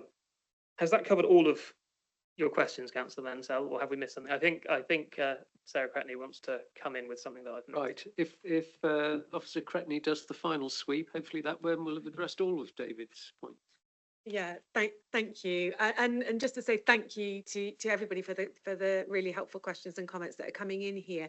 I think your first point around the kind of separate parts, so the kind of budget, savings, and then the transformation. I think what's really important about what we're doing here is we are pulling together a whole council transformation programme that covers a wide remit of what we're trying to do. So I think if we just look at page 42, how are we structuring phase 2 of the transformation? So this is section 1.5. Those 5 component parts, and this was one of the things that we did actually cover at one of the workshops, so we can share the slides as a bit more detail. I'm sure we have shared them, but we'll share them again. What that shows you is there are elements to this transformation. You do have those budget work streams, which are your kind of day-to-day, actually, how are we looking at what we're spending and how are we managing our budgets and continuously improving there. We've got some of the smaller change projects, and which are actually, we can do the things we're doing better. We've then got the bigger things, like the transformation initiatives, which is about doing things differently. So this is where we're looking for support from our strategic transformation partner to help us look at what we're doing and how we can do that fundamentally differently. The fourth element is around us as a council and how we support and create a culture which supports this continuous improvement. And then that element of future direction is actually that more longer term thinking, so that what we're not doing is get caught on a short term cycle of making changes, but we're actually looking to the future. So that's how that's structured. What I also wanted to say is that if we go back a page 41, where you've helpfully picked out around neighbourhoods and prevention, at the top of that, so 1.4, what this says in here is what might, you could equally change the title to say, what might a sustainable council look like? And what we say here is, if we look at the development of local government across the country and the direction of travel, we can see some clear themes and features. And that's what you see in this statement here, is these are the kinds of things we need to be thinking about and we need to be acting on for our organisation moving forwards. So that's what you'll see in that space around prevention and future direction as well, is actually this is what our council might look like. We need to be thinking about, what does neighbourhood working look like for us and for each service, and crucially and importantly for our people and communities. What we won't be doing is putting in things that cost more to deliver the same or worse outcomes. We're looking, as a colleague Clive said earlier, we're looking for better outcomes at lower cost. For some things, and when you think about the preventative agenda, actually neighbourhood and locality working can create that. What this doesn't do is say, this is what we're doing, this is exactly how we're doing it. What it does is set a direction of travel. The last thing I would say is that those the kind of three component parts around budget, change and transformation, the detail on that, as Councillor Lyshan said, is actually in the appendices that sit with this. Hopefully that's helpful. Right, thank you. Okay, so can I just explain that at the moment I've got do you want to come back, Dave? Really? Okay. I do think there's one thing that's not covered, and I did wish to comment if I may. But can I just, the one which I don't think's been picked up is on the service redesign and the boards and the involvement and scrutiny. Who's on the boards? And actually, it's a point I want to bring up in a minute, Dave, if I may, because we've loosely talked about governance, but I think there are a lot of concerns about governance that we do need to appropriately dwell on. Sarah. Yes, so just wanted to draw your attention to page 60 and section 6 of the transformation plan, which sets out the governance and decision making and the boards. But that, one of the things, if you recall, that we wanted to focus on here and for the focus of the workshops going forwards are the particular elements that you want to dig down deeper into. So if governance is one of those, that might be something that we take at the first. Okay, well, if I may then come in there, I think governance is a matter of some concern, because I must say on page 60, although it says our governance will be clear, accountable and transparent, to me it is anything but from that table, and to be honest, the rather jargon-based explanations underneath it. So I think there is some work to be done there. So I think at the very least, as a committee now today, we need to express concern that the government proposals are not clear, and they seem to indicate insufficient accountability. And I would suggest that that is something that, as a committee, we need to say today. We don't need to construct what governance needs to be, but I think we need to say we're very concerned about the rather flaccid arrangements that seem to be proposed at the moment, in truth.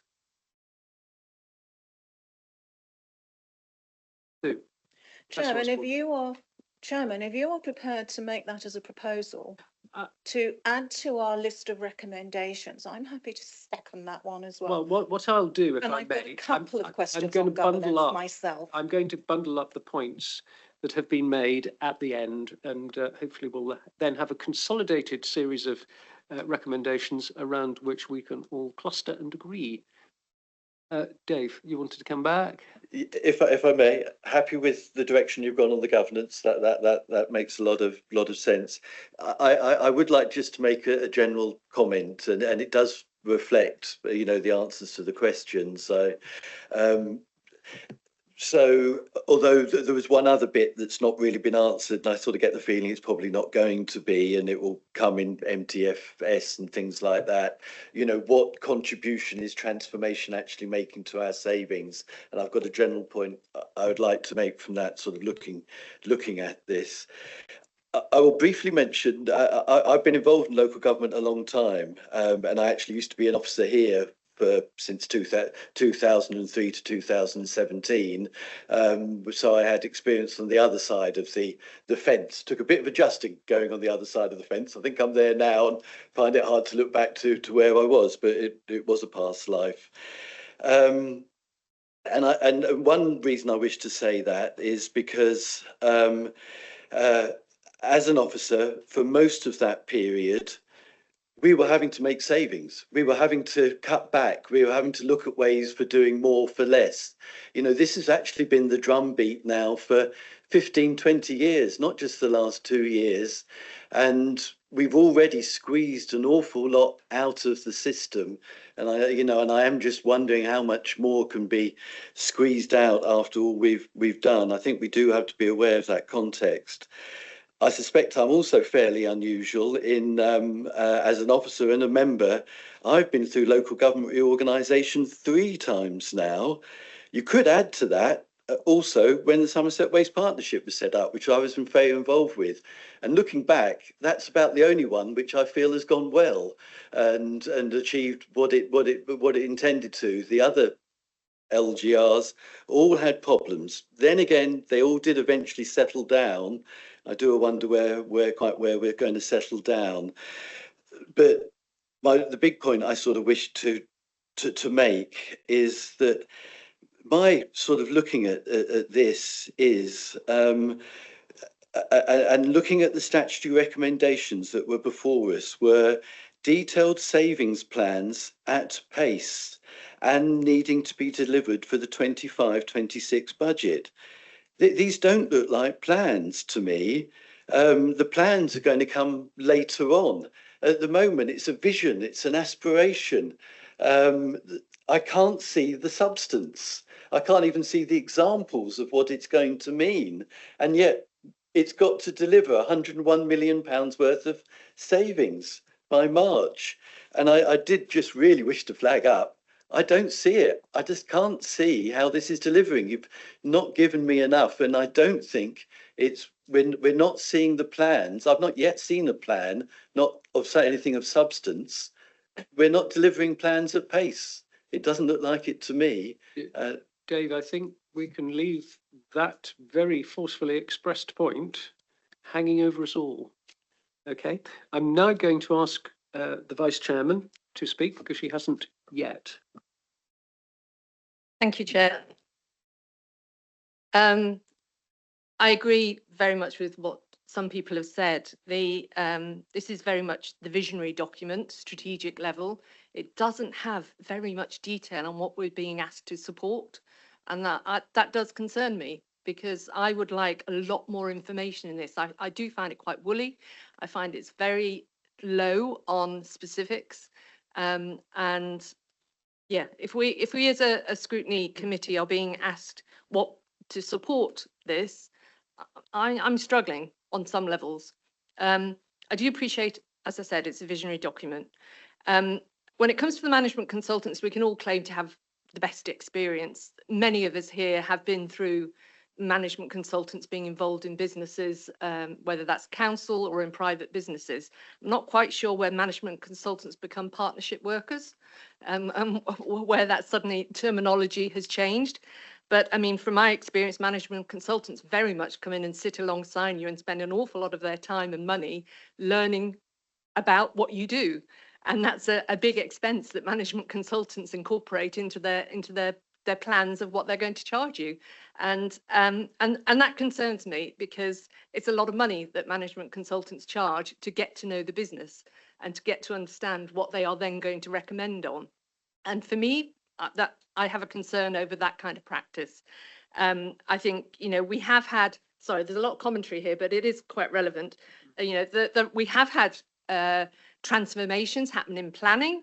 We've recently seen new changes to planning. We've had transformations proposed for our recycling centres.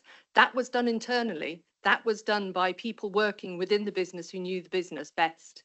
And they haven't always gone forward, they haven't always gone anywhere, but a lot of that work has been done internally with people who have the best knowledge of what they're dealing with. So what that sort of leads into my next question, which is who's determined what's being looked at what level of this council and its officers have been involved in what needs to be looked at by this transformation partner or management consultant, whatever you want to call them, because I would like to know that it's not just been an executive leadership team, that's people working on the ground who are dealing with everyday challenges, and most of them are dealing with a lot of challenging work at the moment, working for the council. I would like to know that they are actually actively involved in what is being looked at for transformation. So I'm seeking that confirmation if you could. When it comes to the tenders that have gone out, have they been based on baseline expectations? Is that part of the responses you're going to get back? Where you think the baseline is and what you expect the returns of £2.5, £3? How is that part of the tender process? They are going to explain how they are going to deliver that, because I haven't, this is the kind of detail that I would like to be seeing in this report. Just how are we approaching this financially? How are we looking at what we are expecting of our partners that we are going to be working with? And I really haven't got any of that detail as to what the expectation is of the partners, other than some very generic phrasing. When it comes to some more specific questions, the table that got referred to on page 29, and I appreciate we're not doing an MTFP, but these tables have been provided as part of the report. It shows income down next year, and I just wondered why income was down for 26-27 compared to future years. So if that could be explained, that'd be very helpful. Absolutely about clean language and less jargon, the better, because I'm sorry, strategic documents, visionary documents like this are very good at throwing in lots of woolly, big aims, what have you. I'm very much a person who wants to see how you're going to deliver it, what you're going to do. And there was something that really caught my eye on page 20. Oh gosh, sorry, just trying to find where it was. Bear with me. Oh, sorry, it's my eyesight is not finding what I wanted to say.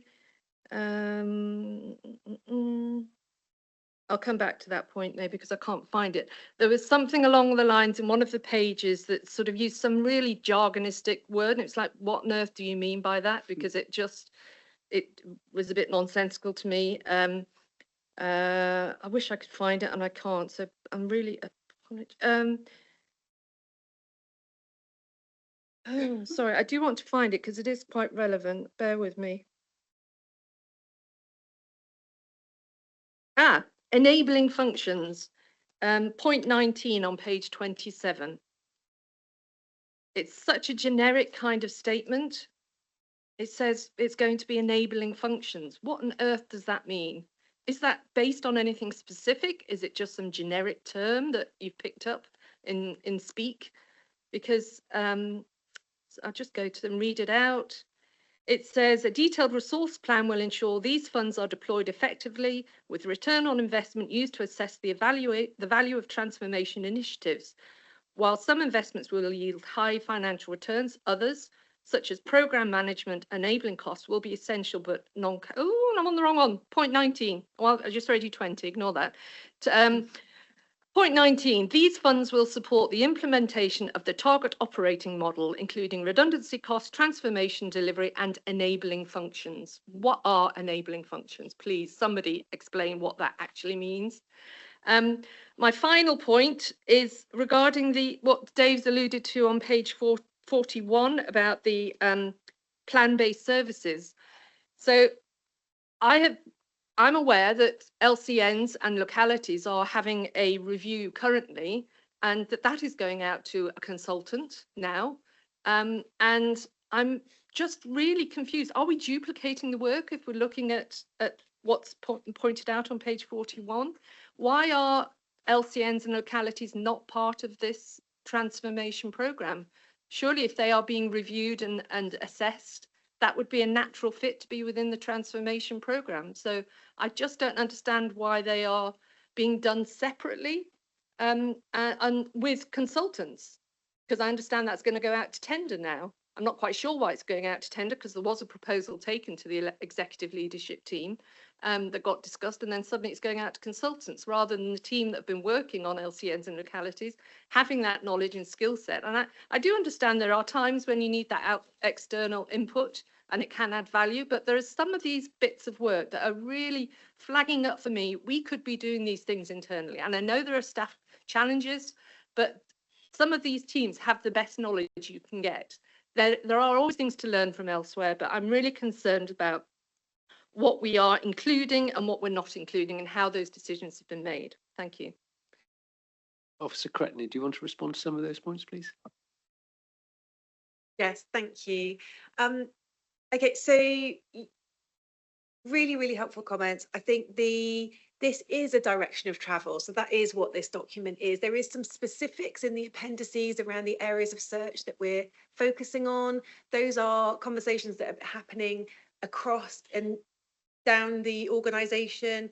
So it does involve the people who are actually working on some of these areas. So to give the example of planning, so yeah, we have got external support in looking at our planning as well at the moment. I think one of the questions that we've had is around, I don't know why this has got a load of feedback, that can move it closer.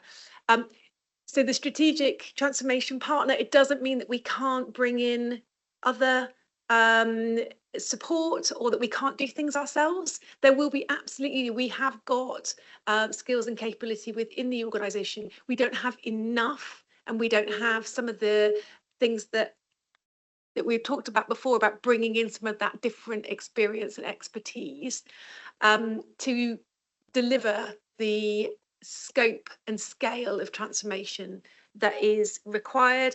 Totally take your point about jargon. We are trying, we will do another sift through. In terms of enabling functions, yeah, we can absolutely be clearer about that. What we're trying to say there is where we're investing in things that will support changes to services. So that might be in terms of data quality, that might be in terms of some of our HR support or legal or finance, or those, we talk about enabling functions. You might have heard them talked about as corporate resources or support services. It's some of the things that are the building blocks. So rather than the actual service delivery, they're the things that we need to put in place to enable us to do that. So if you think about data, digital, tech, HR, some of those areas is what you would see in that space, but we can explain that. Can I just come in? I appreciate the kind of document you are used to working with, but I really can't stress enough that what you have said there would have been really useful to have in the document. Yeah, and that's the kind of thing we're looking for, rather than something which has generic terms which really don't give the detail of what we are looking to examine. Yeah, no, that's really helpful. And we do actually have, we can make minor amendments to the plan. So that delegated authority has been given to Alan Jones, the Executive Director, in consultation with Councillor Butt Phillips. So we can actually add that into the plan that how I've just described it there. And I know Carl has been taking notes of other areas. So for example, the prevention paragraph we were talking about, putting some more clarity in those spaces. So we can do that. But I think there's a wider point here about how we give you more information in future sessions that gives you that more detail as well, as we're able to work that through and provide that to you. Thank you very much, Officer Scrutiny. Now,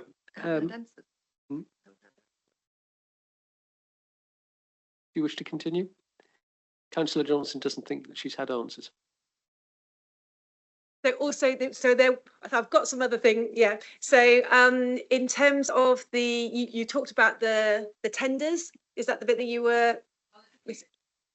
Okay. So I've got detail about the detail, which we've talked about, putting some more detail in as we come forward.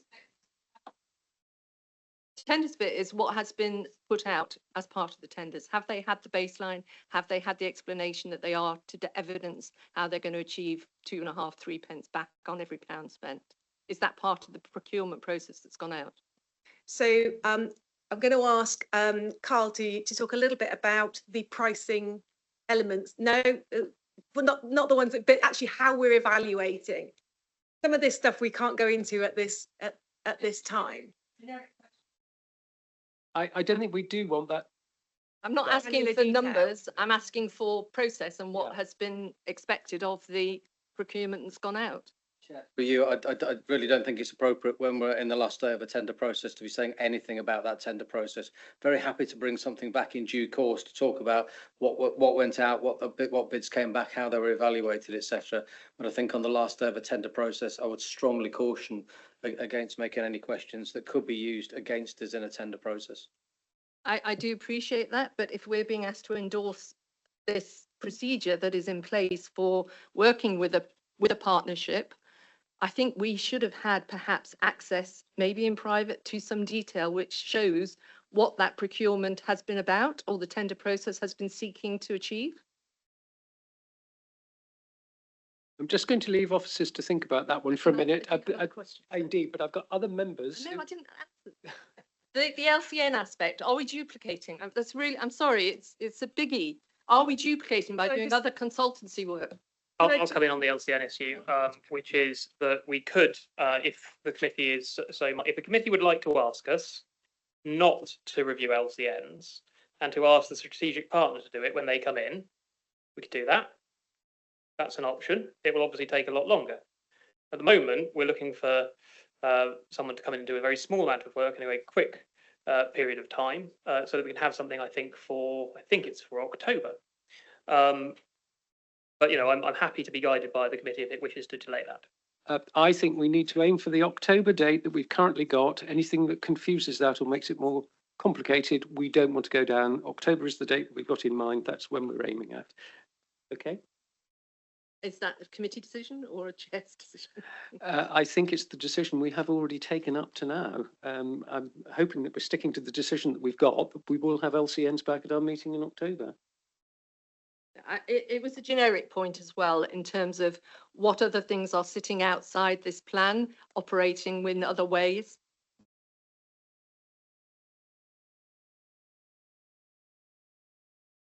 Well, there are numerous other bits of work that are ongoing at the moment, of course. I mean, we've got work with People 2 going on in children. We've got work with Mondrum going on in planning, because, you know, we very sensibly took the decision not to freeze everything we were doing, awaiting the appointment of a strategic partner, because there are some bits of work that we knew we needed to do and we wanted to get on with.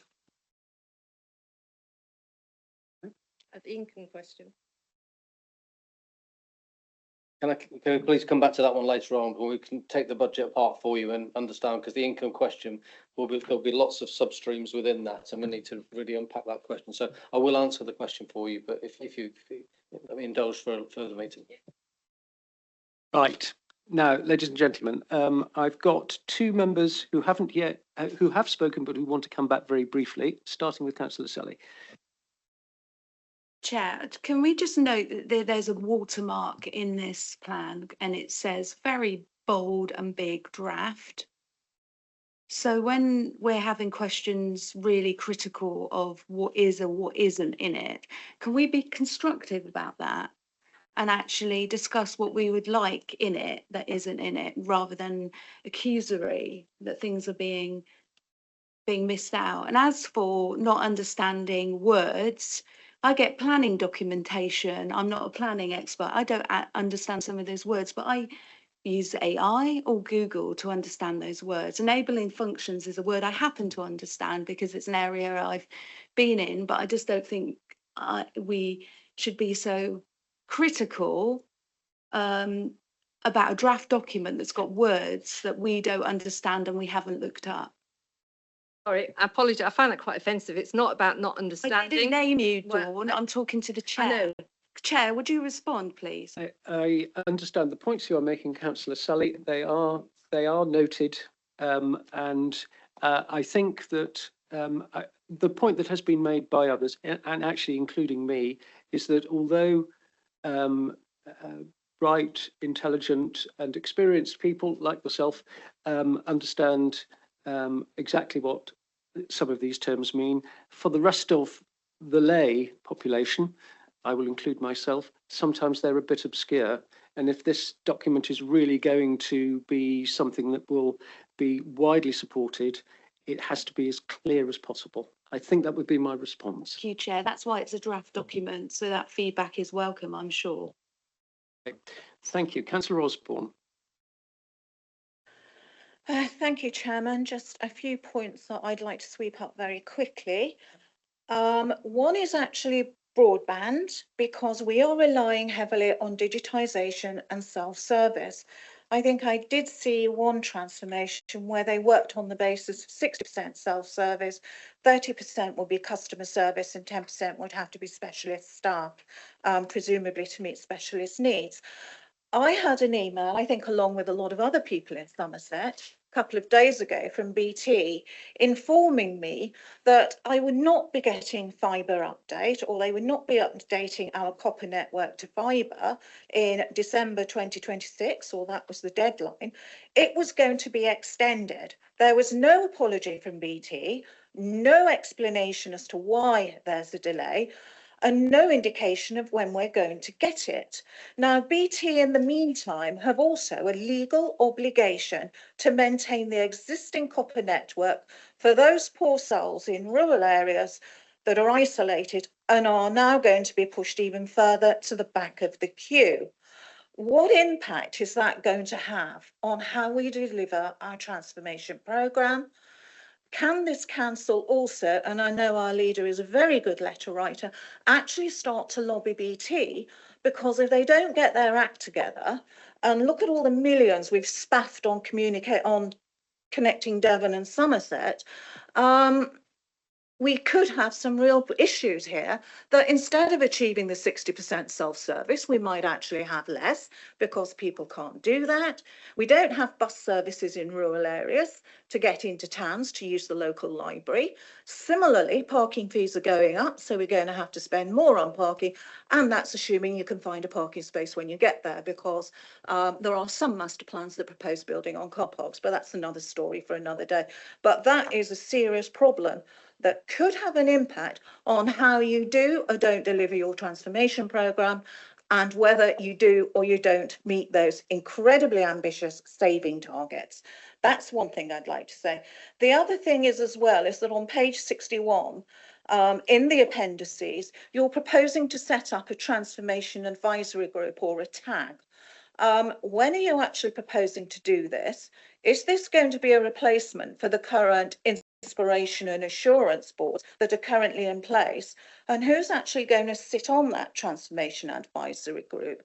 And then following on from that, we're going to be having a new performance management framework. Is this going to be integrated into the whole transformation plan? And will those KPIs be part of the regular performance monitoring reports that go to exec and scrutiny? And also as well, who will be ultimately responsible and accountable for monitoring the implementation of this plan and the achievements of its targets, including those in relation to timescales and budgets? And finally, how are elected members going to be kept up to date and involved with the plan post 2025?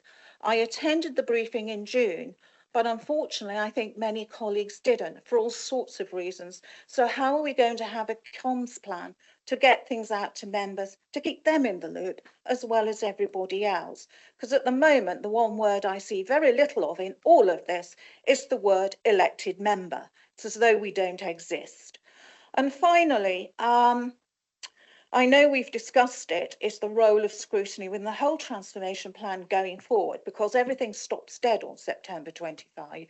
So we need to know what that plan is. And that's why I was looking at perhaps 25 and 26 paras, the recommendations with those coming in. It shouldn't just be left to the chair and vice chair. I think the work plan needs to come before this scrutiny committee, and we all agree that and what we want to see in it. So more detail, please. And also a final plea. If scrutiny, and I know this was raised at one of our working group meetings, if we're going to be required to set up a working group to take on the extra work, and there will be extra work, or even have additional meetings to cover some of this extra work, can you confirm that the additional resources for scrutiny to do effective scrutiny of the transformation plan, its business cases, and how it is implemented, monitored and accounted for, that will come from the transformation budget and not an already under pressure democratic services budget? Thank you. Right, Sue, awful lot of points there, which I think we'll have to say are noted. I don't know that they're necessarily ones to respond to just at the moment, but they're quite right for you now to have put in the domain, and the executive will have them, I'm sure, very much in their minds when they consider this at the appropriate point. And I'm happy to take a written response, Chairman. Okay, thank you. Thank you. Right, Martin Lovell. right. Sorry, Martin. I shall aim to be brief. I fully understand the sensitivities about the tender programme, but could I have an indication of timescale as to the amounts of money we will be spending with the strategic partner? So the understanding of when we'll have an idea of this.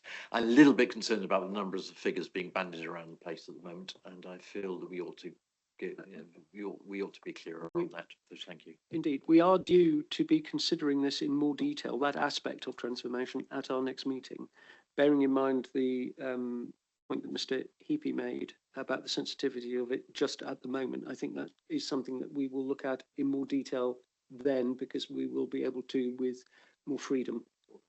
Yeah. Okay. Officer Baldridge. Only just to add, I know a number of members have asked some questions about the strategic transformation partner. We've already had the advice from the Chief Finance Officer. Again, just to highlight that the procurement specification for that partner was published as part of the executive papers. So the information around some of the questions that members have raised is contained within that document. So just for reference, that is available on the public website. If it's helpful, I'm sure I'm happy between either myself or Helen to send round the link to that document. Okay, Councillor Smedley, you haven't spoken yet either. No, I've listened intently to all this. You did a great job, Sharon. I look forward to the summing up at the end. Basically, you've sacked all your workers and now you're looking for some workers. Your LCNs aren't working out too well. You're looking to these neighbourhood hubs. I think that's basically what you need to do, with a bit more empowerment of the hubs at the other end rather from this way down. That's all I've got to say, apart from, have you noticed Councillor Wren's had his hand up for over an hour? No, he has. So the last two things, if nobody else in the room wishes to speak, is to read Councillor Seeb's question, as I promised I would do. I know. I have to read Councillor Seeb's question, and then I will ask Councillor Wren, who has been terribly patient, to pose his. So, this is from Councillor Seeb. And this relates to item 6, page 27, paragraph 21 and 22. He believes they need a rewrite as they do not correctly address the subject of this important section. Rather, the words provided repeat the justification for the proposed option. What should be here is a record of several options that have been considered, together with their respective pros and cons. It is quite possible that all alternatives were considered and rejected on the basis of credibility, but evidence should be presented. I considered the traditional do-nothing option is an easy option to write from paragraph 21. The committee has heard at least one alternate option suggested in Mr. Orr's public question, specialist partner help with each council area. Content should deal with that now that it has been suggested. Another obvious approach is to backfill Somerset Council employee positions to release our own staff to be responsible for redesign, albeit using a partner to facilitate, e.g. access to tools and techniques, or to provide project management services and strategic guidance. This may be the prime option, it's not clear. Clearly, the transformation will involve a review of service purpose and scope, a redesign of service delivery methods and ways of working for projects, reorganising and cleaning system data, together with an effort to establish and integrate new transactional and record-keeping systems, and finally, effort to plan the transition to service. Are these all naturally one exercise with a single prime contractor partner, mirroring Southwest One, and are phases better contracted separately or together? Were any other alternatives actually considered and rejected? And if so, why isn't that recorded here? So I don't know that that's necessarily a specific for response at the moment, but it is now on record that that is a concern of Councillor Seeb. Councillor Wren, your patience does you enormous credit. I hope you're still there. Oh, well done. Yeah. Yes, Mr. So Chairman. The floor is yours, Councillor Wren. Thank you so much for taking me at the end of a quite exhaustive and long debate. I do appreciate it. And I'll try and be as brief as I can, but as I think we all understand, this is a huge topic, not only in itself, but also for the council going forward. I always try and tend to ask the question. I'm going to read from the screen, so forgive me for not looking at it. What are we trying to do? In this case, this programme seems to be driven by our financial position and not necessarily by an elective efficiency drive, and it therefore contains all the dangers of mixed objectives. Overall, bearing in mind we have a financial crisis, I do wonder if we have enough financial wriggle room between the present and anticipated income, statutory obligations, exceptional financial report, essential running costs, etc., to actually cover the gaps we have this year and next. In terms of the transformation we're discussing, I know this is not intended to deliver a fixed solution, but are the necessary underpinning processes and policies in place to allow this programme to be successful? By those, I mean a performance framework. It's explicitly referred to, so are the consultants going to help to build one? If so, when will it be ready? And presumably this would be intended to be last for some time. It's going to have to deal for 5 years or more, I would think. Also, in terms of financial and budget planning, is our current system fit for purpose, or does that need reviewing, and will that be included within the remit of the consultants? In terms of the transformation plan, Annex A sets out areas of search.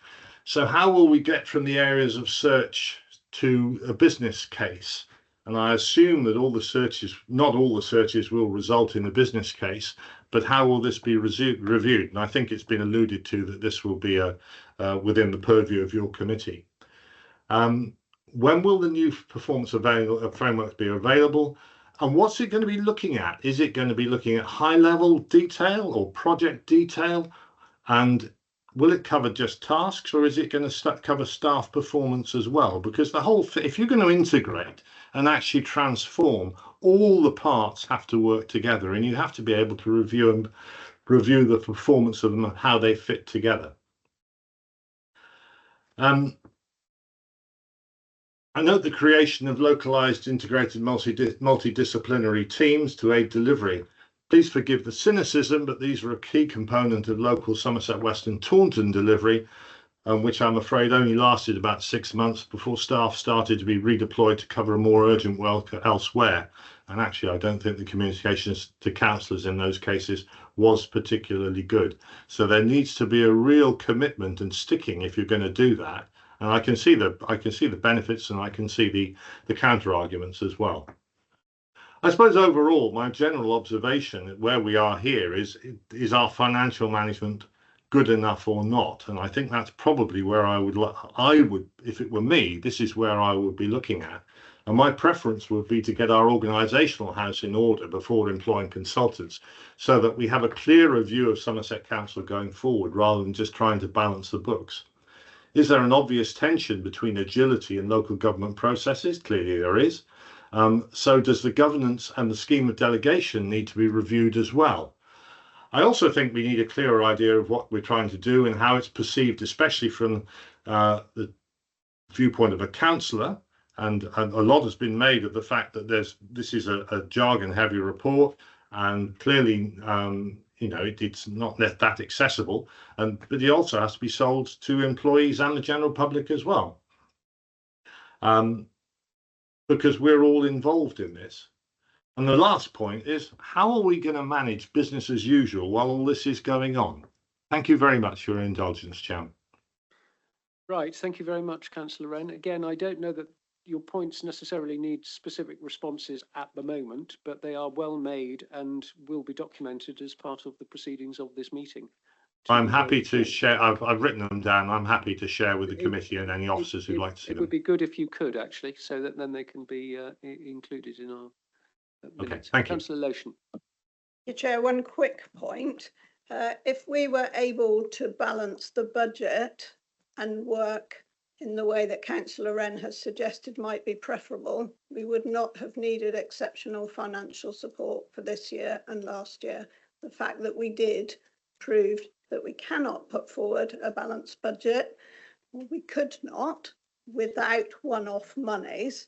And what we need to be working towards is that ability to put forward a budget that does not need reserves or capitalisation directive, or we don't know what government are going to say about council tax increase. At the moment, all councils seem to be working towards the referendum limit, as most councils did last year, and just a few, including Somerset, were allowed to go above that limit.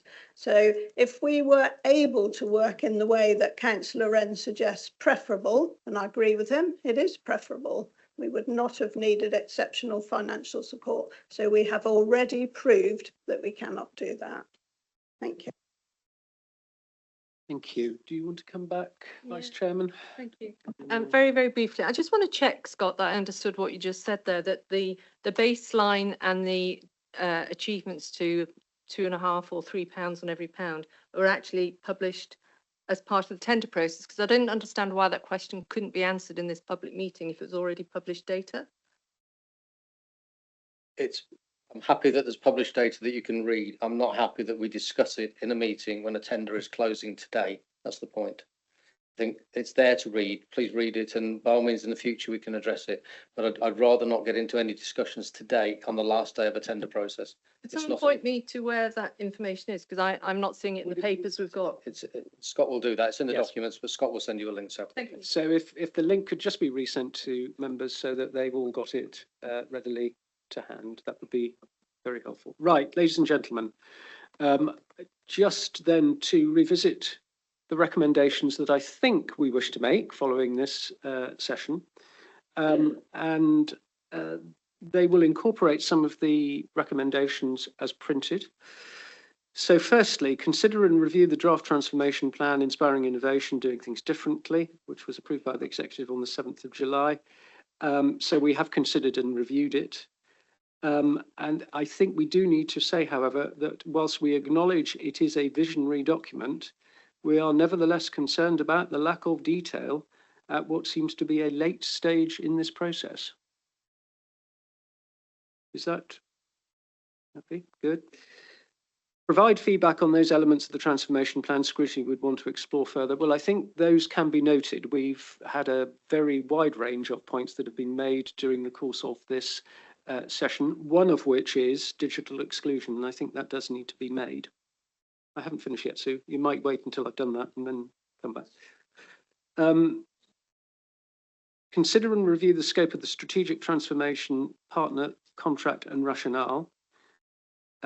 We will be returning to this in more detail at our next meeting in August, but nevertheless, members have today expressed concern about the procurement approach and the proposed costs.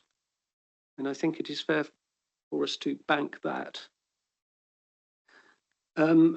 Picking up the point from Officer Hegarty's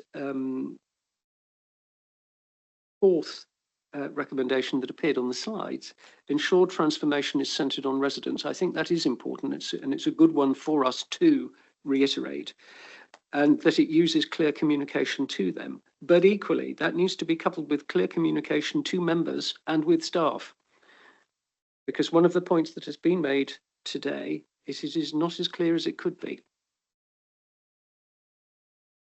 We also now, moving on to the point that was made initially by Councillor Hobhouse, but echoed by many others, and I have phrased it so that I'm suggesting we phrase it to be something like, we require that all proposed transformation initiatives must be brought back to this committee with individual business cases, including a transparent baseline before they are actioned. Yes. Again, I think that echoes part of what is in the report, that item 7, I think. And finally, we express concern that the government's proposals are not clear and indicate insufficient accountability at the moment. We recognise the fact that they're high level, but we have considerable concerns about the governance proposals. They do need to be much more transparent, I think, before we can move to endorse any of them. Now, ladies and gentlemen, is that a sufficient summary of our discussion? Are you all happy that that is what we put forward from this meeting? Please do. Okay. Do you want to put your microphone on, please, Councillor Hobhouse? Right, Councillor Hobhouse has proposed those recommendations as I have read them out. Is that seconded?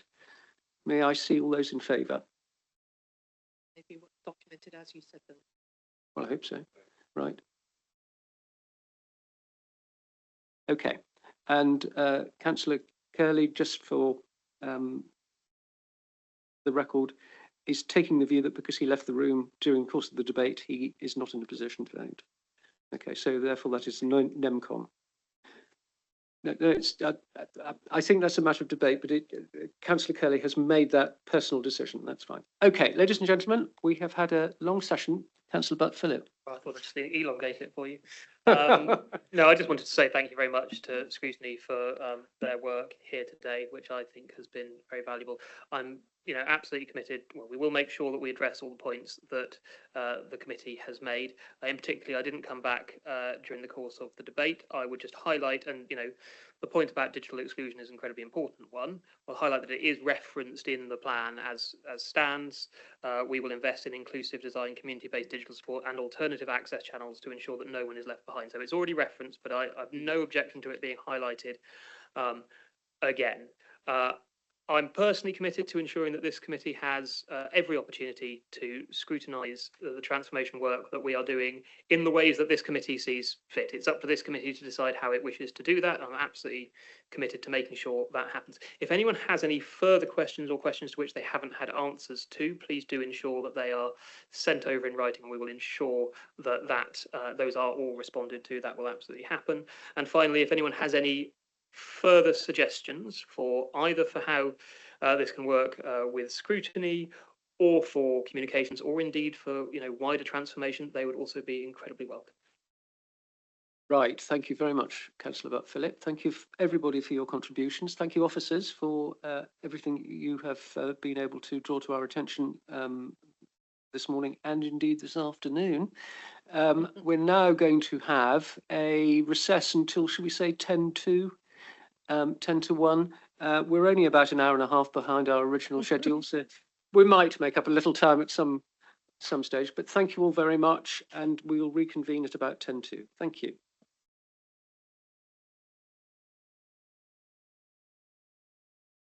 Ladies and gentlemen, thank you for returning, and I'm sorry we're a little bit behind time, but we now have the pièce de résistance of the day, the annual report of the Deputy Leader of Somerset Council and the Lead Member for Resources, Procurement and Performance, and I would like to invite Councillor Lation to present the report.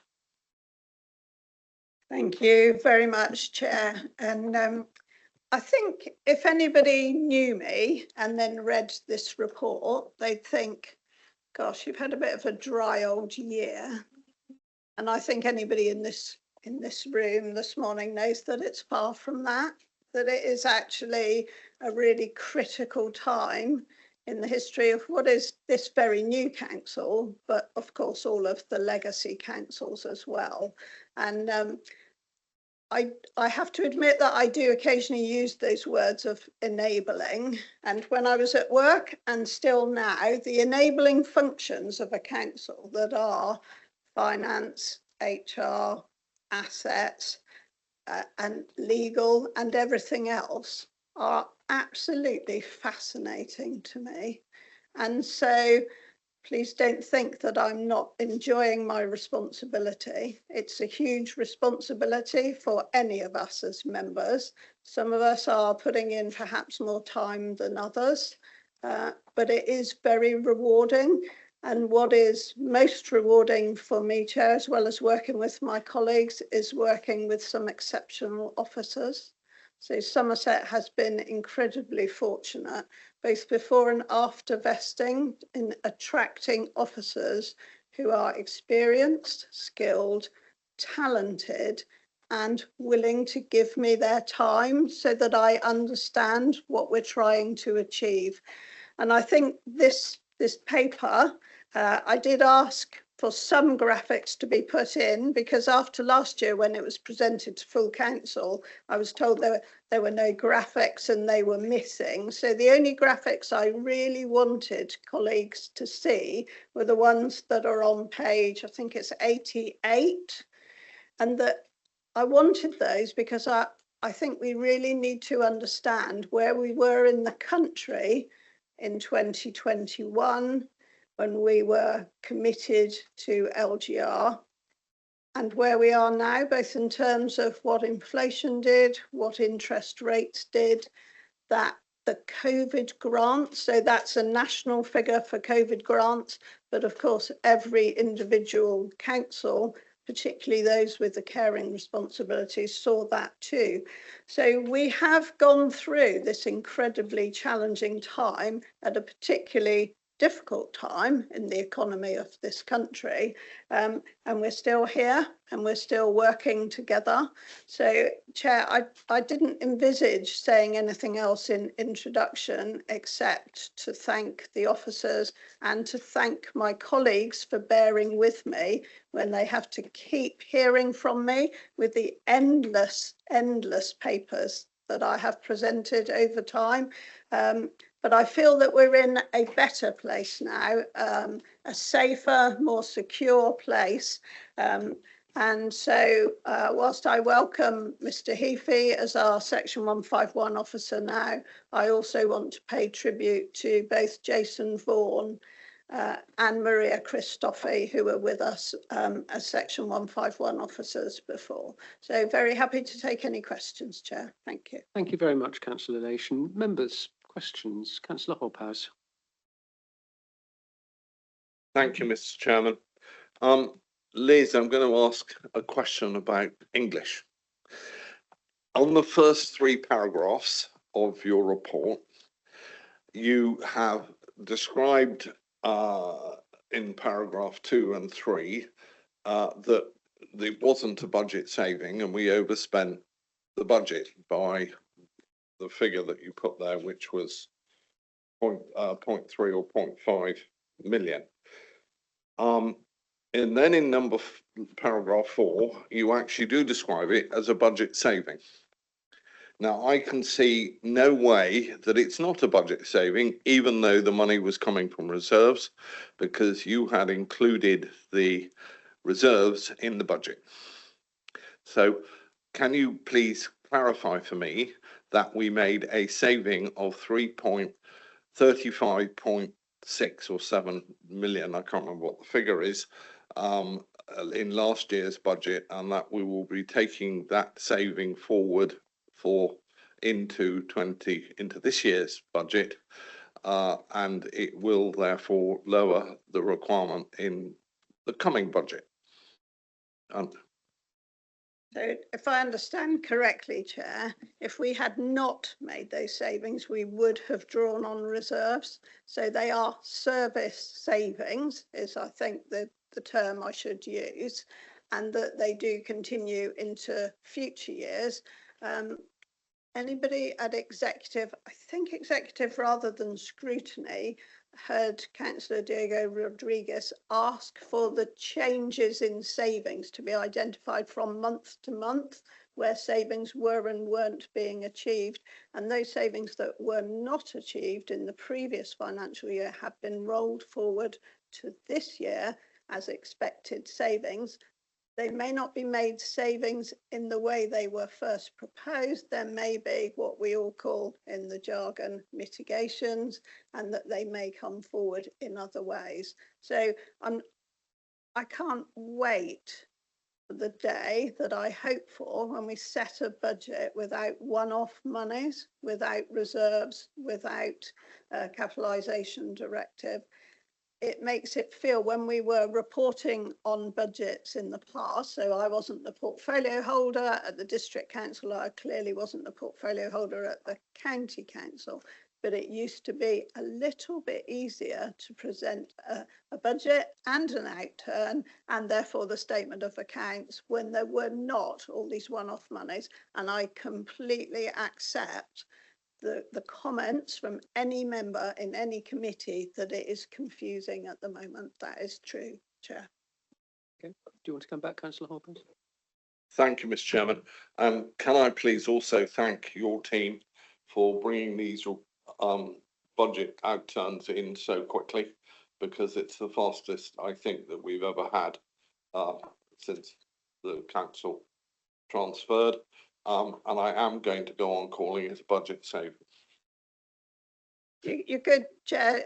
I'd be very happy for Councillor Hobhouse to refer to service savings. And I'm already speaking to Mr Heafy about how we can be more prompt with budget monitoring and therefore with outturn. And it is absolutely essential that we do stick to the dates that the government sets for publication of statement of accounts. So we won't go into the complexity of that at this meeting, but that is something that is very, very clear to us. Thank you. Councillor Trimnell. Thank you, Chair. It's really one of my kind of fussy points, really. So I just want to know, in your graphs that you have on page 88, you have the inflation rate for 2024 is looking slightly over 4%. And I did think, well, that's a bit odd. And I've Googled it and I found in two different places that it was actually way below that for most of last year.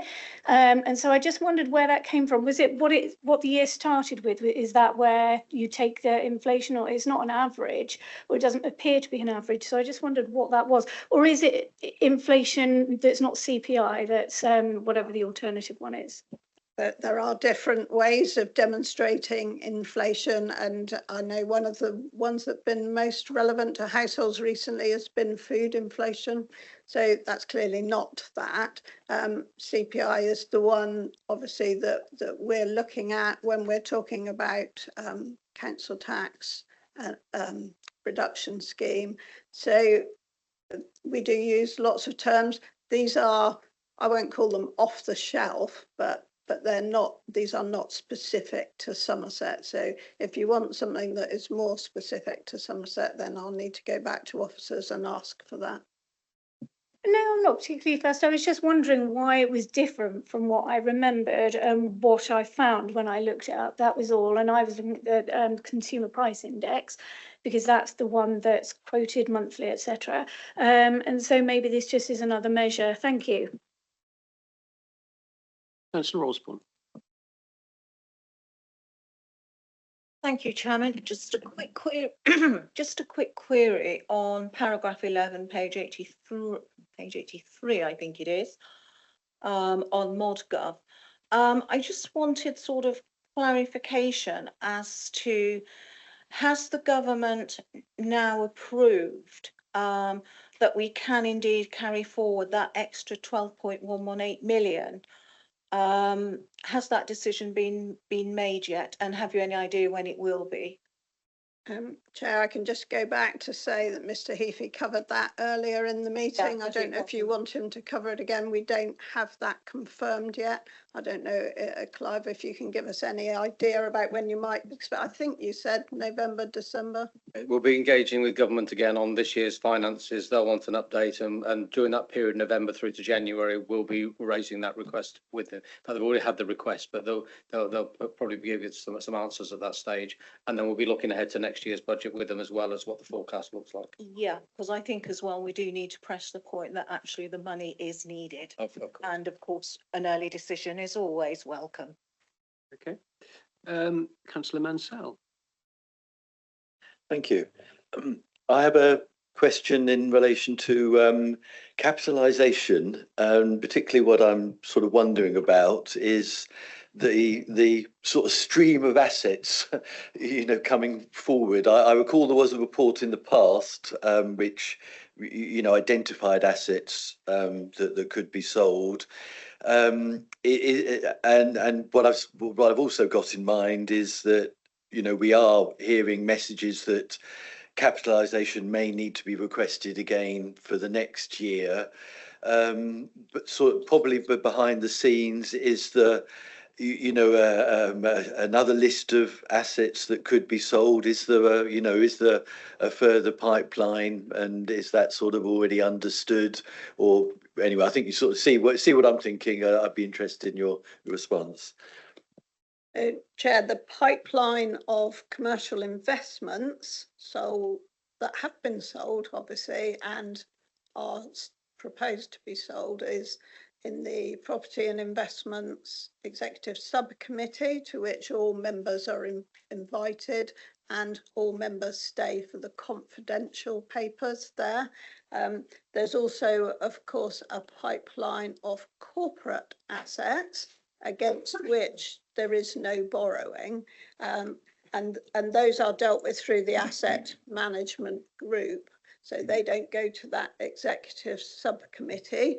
But when anything is proposed for sale, as you'll recall, I think last August in the executive meeting, we had a very long list of assets that were proposed for sale at that point.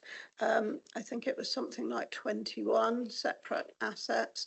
So that decision was taken in a public meeting. The preliminary work was done at the asset management group. So with where you're talking about capitalisation direction, I never know which is the correct term, and that carrying forward from other years, that's the bit I think I'm referring to when I say it's confusing for members, and I'm really looking forward to the day when we can present that more fully. But first of all, we need the it's not an outturn report, but it's similar from HR on the restructure and the redundancy costs. So we are waiting for that. I don't know if Councillor Philip can give me an indication. I think that's September for HR committee.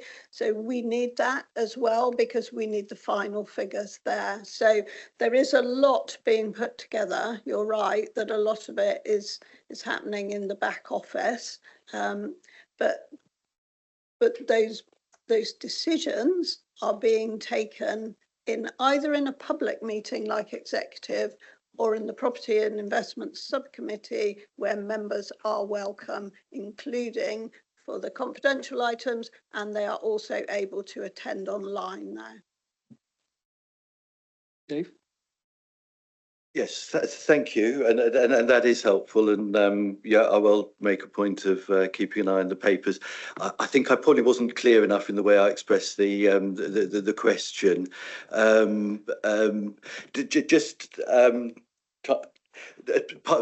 much as anything, what I had in mind was we need to sell council assets for the capitalisation to occur, and we've had assets that can be sold to do that. Maybe it's a question for the future, but it also feels a bit current as we are mentioning that we might need more capitalisation for next year. I'm just sort of wondering, are the assets going to run out? Is there an idea that we've got enough assets to sell? I mean, I have to say it's something I'm sure we all think it's a really bad thing to be doing and don't want to be in this position. So I'm not looking to go now. It's just wondering whether we've got the assets to keep selling to cover the capitalisation. Is it known that we would have enough to sell if we need to do capitalisation again next year? Chair, I'll quote Nicola Hicks, who spoke at a recent meeting, who said Somerset is considered to have a fairly heavy balance sheet with regard to assets. And I know that was the case when I had some people far better qualified than I am to look back in 2017-18, when the financial situation was difficult for the county council and the balance sheet was considered heavy then. So obviously, since LGR, those commercial investments have come in from all 4 district councils. So we are in a position that is probably different from other councils. We're looking at, of course, at capitalisation directive, which can be sale of assets and can be additional borrowing, but with specific rules on the borrowing, on minimum revenue provision, and on the rates paid to PWLB for loans.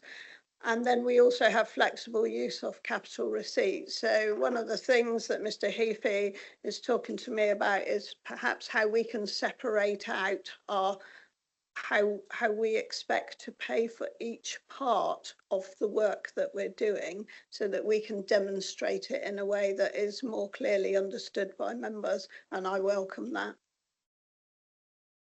Okay, thank you. Councillor Filmer. Yeah, Councillor Mansell pretty much hit where I was.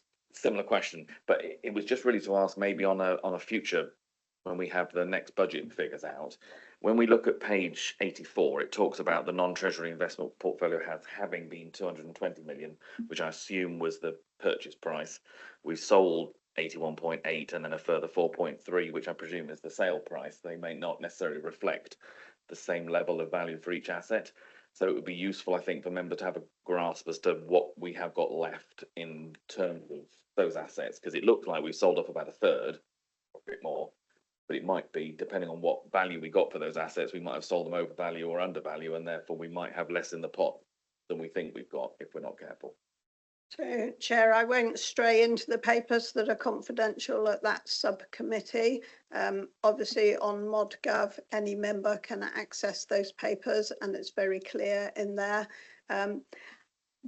I think there might be a typo in here, but I need to check it. I think the 81.8 million was 91.8 million, but I need to check that because that was the receipts during 24-25. I just need to check that if I may. Right, are there any other points, ladies and gentlemen? If not, the recommendation, I believe, is the committee receives and notes the annual report. We've moved on now from it going to council.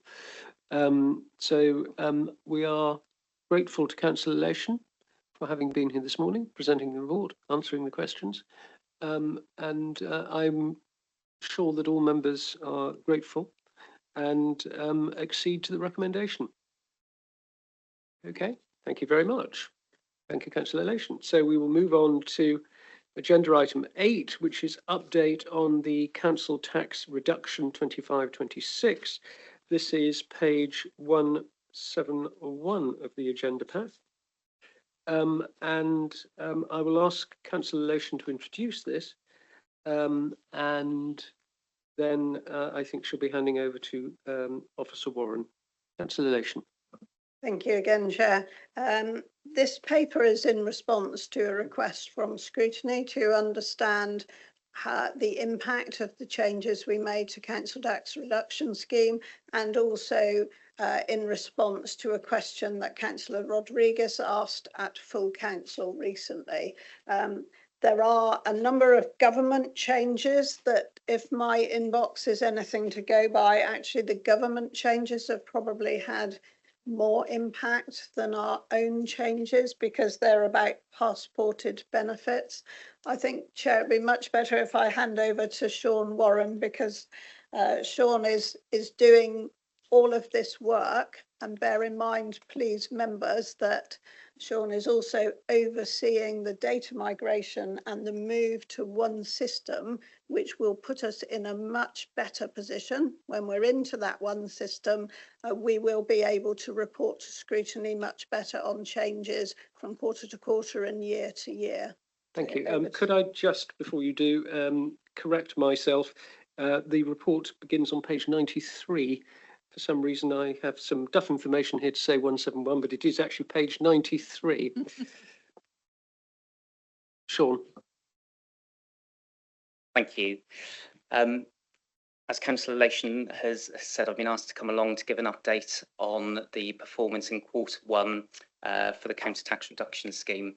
There is a lot of work and activity that affects the council tax reduction scheme and the performance, and so the report also touches on a number of areas, including, the Q1 collection fund position, the use of the household support fund and exceptional hardship scheme within Q1, consolidation of 4 existing IT systems into one unified system for Somerset Council, along with the impact of government changes on legacy benefits transitioning over from onto universal credit, specifically focusing on employment and support allowance claims.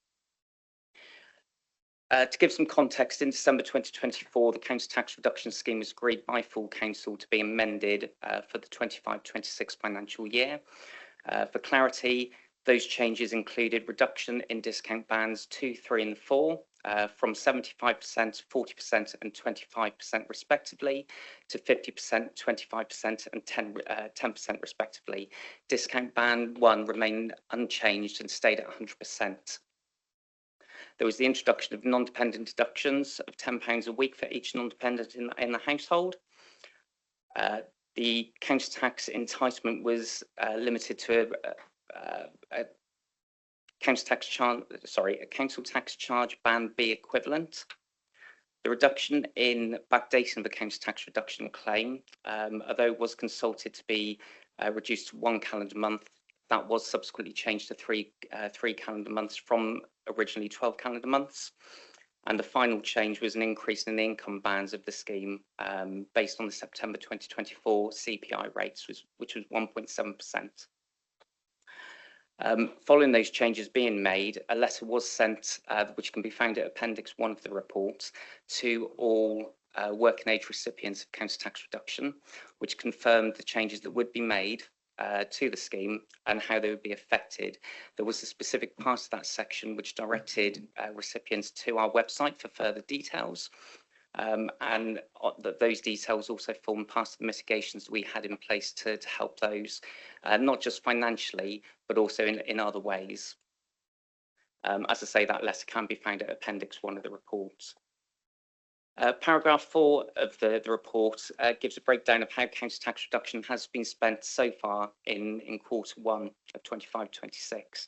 Interestingly, it shows that just over 11% of chargeable dwellings within the Somerset Council area are in receipt of some level of council tax reduction, and that just over 13,500 households receive 100% help towards their bill.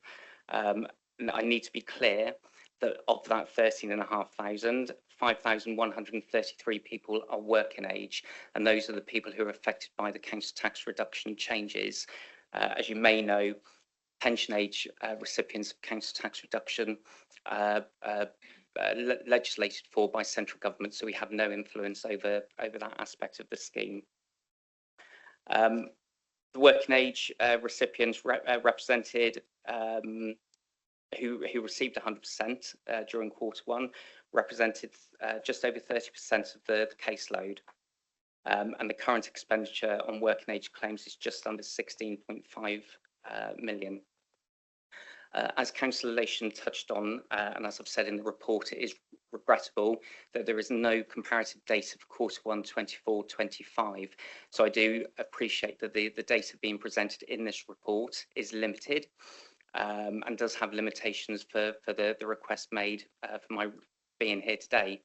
However, I have stated in the report as to what those limitations are and what mitigations we will be putting in the future to avoid such a scenario again. What it is worth noting at this stage is historically council tax reduction expenditure decreases over the course of the year. So whilst the expenditure is at the level that it is at the moment, historically we would expect that to decrease over the course of the year, and so I'm more than happy to report that back as required over the course of the year. It's also important to note that entitlement can change for a number of reasons. As the report has suggested, that could be down to change of income, change of savings, change of household, etc. Whilst again, that data is not currently recordable in any of the 4 systems that we currently use, the new system provider NEC, which I'll come on to talk about later, we are working alongside that company to improve reporting data for this very reason. In terms of the collection fund, for Q1, again for 25-26, the collection so far is 0.55% higher than the target that's been set for Q1. And whilst that achievement is down on last year's statistics, it does still represent an increased collection of just under 13.8 million. I think I need to make clear here the service, whilst everything that is going on within the service, again, which I'll touch on later, we are still committed to maximising collection. And as part of the system migration, we continue to investigate efficiencies that can be brought out from that new system to help us in that target. If I may, I'll come on to the Household Support Fund and Exceptional Hardship Fund, which is detailed on page 97 of the report. As you may be aware, £800,000 was allocated to the Revenues and Benefits Service for 25-26 to financially assist those people who are financially struggling with their council tax charge.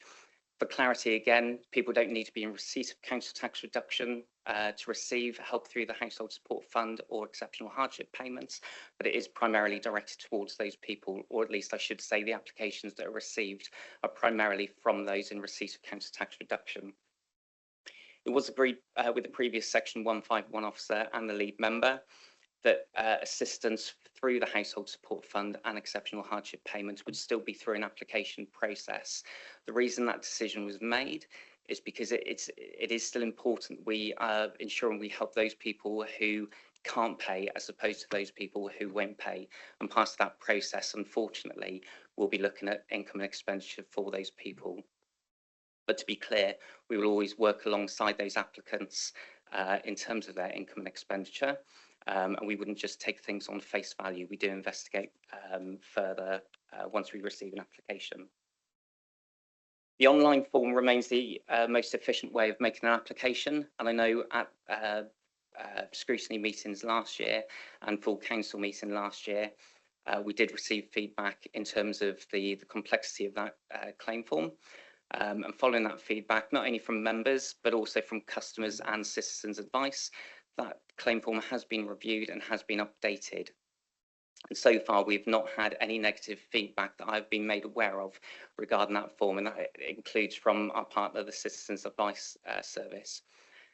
Having said all of that, we do still have an online form that can be downloaded where the applicant wishes to do so, and we will still accept that and process it in the normal way. So we're not excluding anyone from being able to apply for additional help. Hopefully the chart shown at paragraph 15 on page 98 shows that expenditure in this area has increased by approximately £65,000 in the first quarter of the year, and hopefully you'll have seen as well that these percentage of successful applicants has increased by 110%.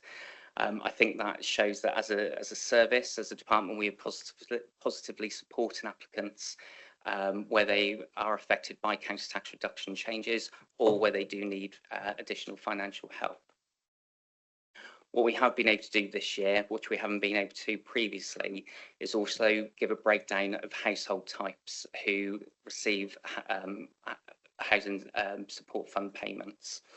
To be clear on that chart, and I have mentioned it in the report, there is no one household that takes precedence over another, so a household may be counted twice in the data that's presented, but hopefully that gives a clear indication of the types of household we're helping across the Somerset Council area. The projected expenditure for 25-26 from the Household Support Fund through exceptional hardship payments is currently £500,000, so £300,000 less than we currently have. The report does say what we are doing to help promote that scheme, whether that be through directed conversations with customers who are affected, whether that be through working alongside our partners like the Citizens Advice Service, but also in quarter two we are looking at taking up social media promotion, as we have had quite a lot of negative feedback on social media about council tax in general. We feel it's an area that we can use to get the message across that there is additional help that the council can offer to those people who need it. If I can move on to the migration update. As you may be aware, because I do bang on about it, we do have 4 separate legacy systems across the Somerset Council area at the moment. And we are merging onto one system provided by NEC. NEC currently provide the system software at South Somerset at the moment, so it is a system that we are familiar with and we know works well. The current timeline led specifically by the contract for CAPSA ending on the 30th of September 2025 is that the first system, that being the Mendip system, legacy Mendip system, that will migrate by the 15th of September. And then the timeline, again, as shown in Appendix 2 of the report, shows that legacy Sedgemoor, apologies, will be next to go live on the 30th of September, with Somerset Western Taunton legacy area migrating by the end of October 2025. So by the end of October 2025, all of the legacy services will be delivered on the NEC computer system. But what will still be an issue is that there'll be 4 separate environments that the system will be working on. So it won't be one unified system come November. That will come later on in the early part of summer 2026.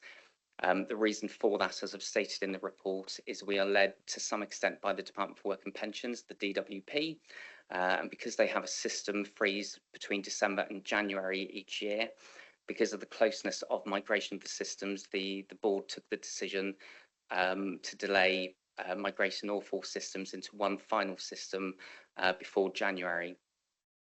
The reason it's not until early summer 2026 is because post-January next year, we will be in the annual billing exercise, and that is a highly sensitive, highly sensitive area, and all resource needs to be focused on that area, especially next year where staff members will be using a system they haven't used before to deliver the major piece of work that we experience each year.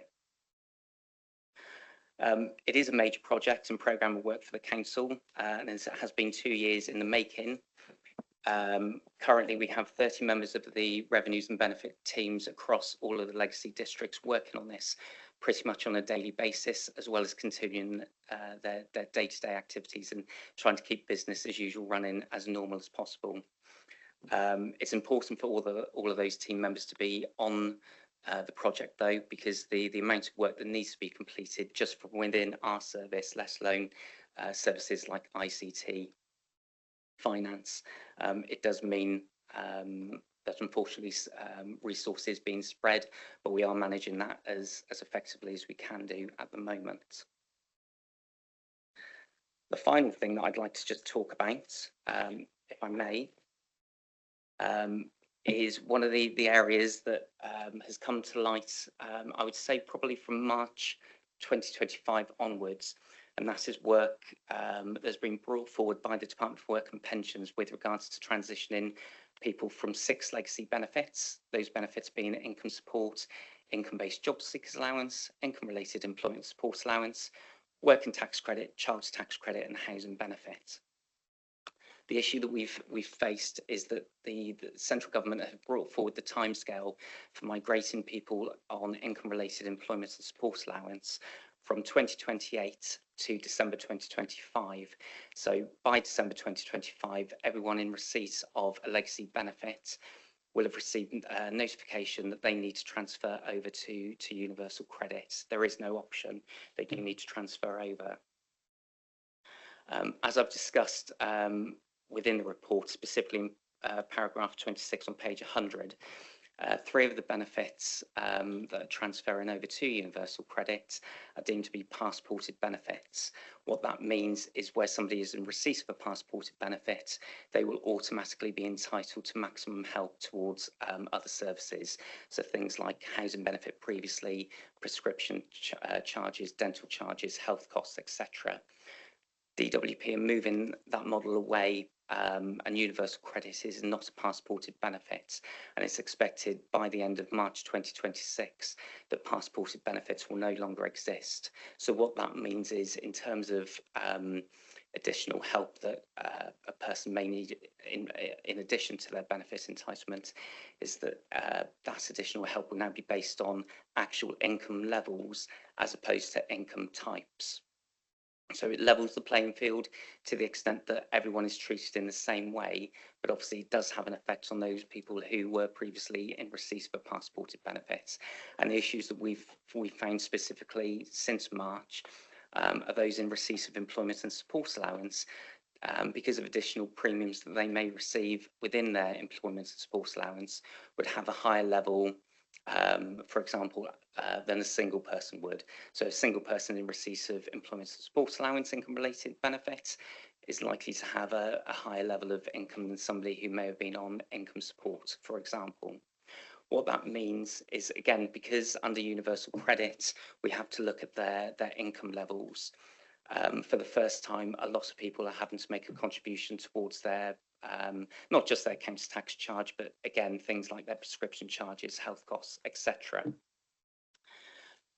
As I've already talked about with regards to the Household Support Fund, we do have mitigations in place, and we have been working alongside those people strongly to try and help them as much as we can. Again, not just financially, but pointing them towards services that may be able to help them with their budgets and with other issues they may be finding.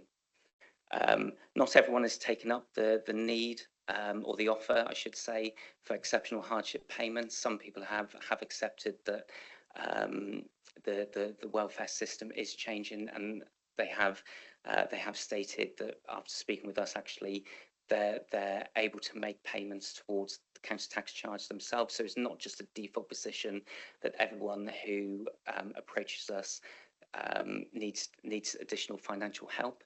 We are looking at these cases on an individual basis. And I think I do say within the report that we are using the Household Support Fund to help transition people from a legacy benefit onto universal credit, on the understanding that actually this isn't going to change. Everyone will be on where they need to be on a benefit, will be on universal credit. So it's about transitioning those people onto that new benefit and helping in an interim state and making sure that it's not just a payment that's required on an ongoing basis. As I've said, the scheme still allows for certain income disregards, such as personal independence payments, and where disability criteria is met, there is a £30 a week disregard taken from people's income. So those mitigations are already built into the scheme, and they continue to be there for people who are affected by these changes. Finally, what I would like to say is, as per paragraph 35 of the report, as a service, we have sought specialist advice from ACS Limited, who assist us in producing the policies for council tax reduction, for things to do with council tax as well. They are a nationally used service, and I've consulted with them to see how local authorities up and down the country are dealing with this issue, because it is not specific to Somerset Council. And unfortunately, at this time, there is no easy answer to the problems that are being raised as a result of transition into universal credit. The advice being given to local authorities up and down the country is to make sure they bolster their mitigations. Again, I know I've referred to it a number of times today, but it would be through things like the Household Support Fund, exceptional hardship payments to help people financially, again, as they transition onto the new benefits. So all of those issues that I've hopefully covered within the report are tied in with the council tax reduction scheme, because each of those in their own way is affecting how the council tax reduction scheme is operating, specifically for 25-26, but potentially how it will be operating within 26-27 when we get to that stage of discussing how we want the scheme to run for next year. Happy to take any questions. Thank you, Mr. Warren, very much. That was a very comprehensive report. Thank you. I have a number of councillors who wish to ask a question. The first of whom is the Vice Chairman, Councillor Dawn Johnson. Thank you, Sean. Really useful report and very comprehensive. And great that the team have been able to do all this transformation work in-house. It looks like they've worked really hard to implement all these changes, which is quite a feat, given they're very busy people already. I just was interested in the passport, the removal of passport, and whether you think that's going to create extra work for the team or less work, and whether you think that will perhaps increase demand on the hardship funds.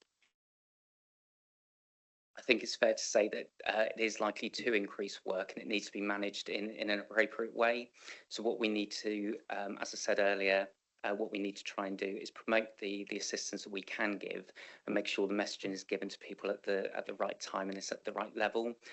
Again, not everyone needs that financial assistance. What they may need assistance with is budgeting as opposed to a direct payment onto their council tax charge. Yes, I think it's fair to say we have seen an increase in Q1 of workload, and I think that's represented within the amount of applications that we've awarded through the Household Support Fund this year already.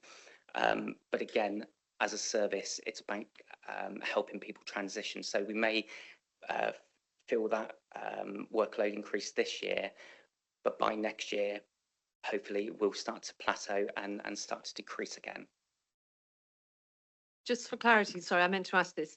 In terms of the hardship fund, is that an annual application, so it has to happen every single year from scratch, or is there any roll-on?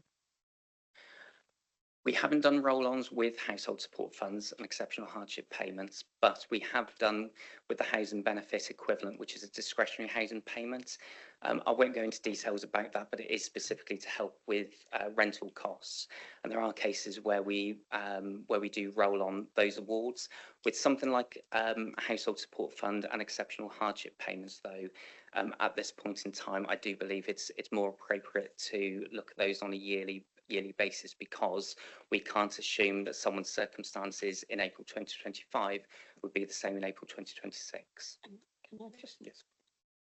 Could I just add to that, Chair? Yes, please do. We don't know where government is going with household support fund in future years yet, so it has been an annual figure nationally and then for each council area. So it was good that this year was a whole year. The previous year was 2 6-monthly awards from government, but if we did roll on, we might make a great deal more work and disappoint a lot of people, because that one is with government, not with us. Thank you very much, Councillor Lation. Councillor Osborne. Thank you, Chairman. That's a really interesting and comprehensive report. And it does raise a number of issues within that. Couple of questions I have on that is, in the longer term, looking at those numbers and that you're now going to be moving on to universal credit as opposed to passporting, is that 100% band sustainable in the long term? Because by dropping the other discounts, you've actually created quite a cliff edge that you go from being fully funded to suddenly you've then got to find half your council tax bill. And for a Band D property at the moment, as a basic, excluding all the police, fire, parish presets, that's a figure of 1,857. So in round terms, you're actually going to have to find 900 quid that you didn't necessarily have to find before. So are we going to have a look again at those bands, because it is quite cliff edge to go from 0 to 50%. Have you any indication yet and been able to model the numbers who are going to be impacted by moving from the old passported scheme to universal credit in December 25? Because we're very close there. So you have an idea of how many households are going to need help, because that's going to be quite a big change. And is there a risk that by having such a big cliff edge, you could potentially be disincentivizing someone from taking on extra work?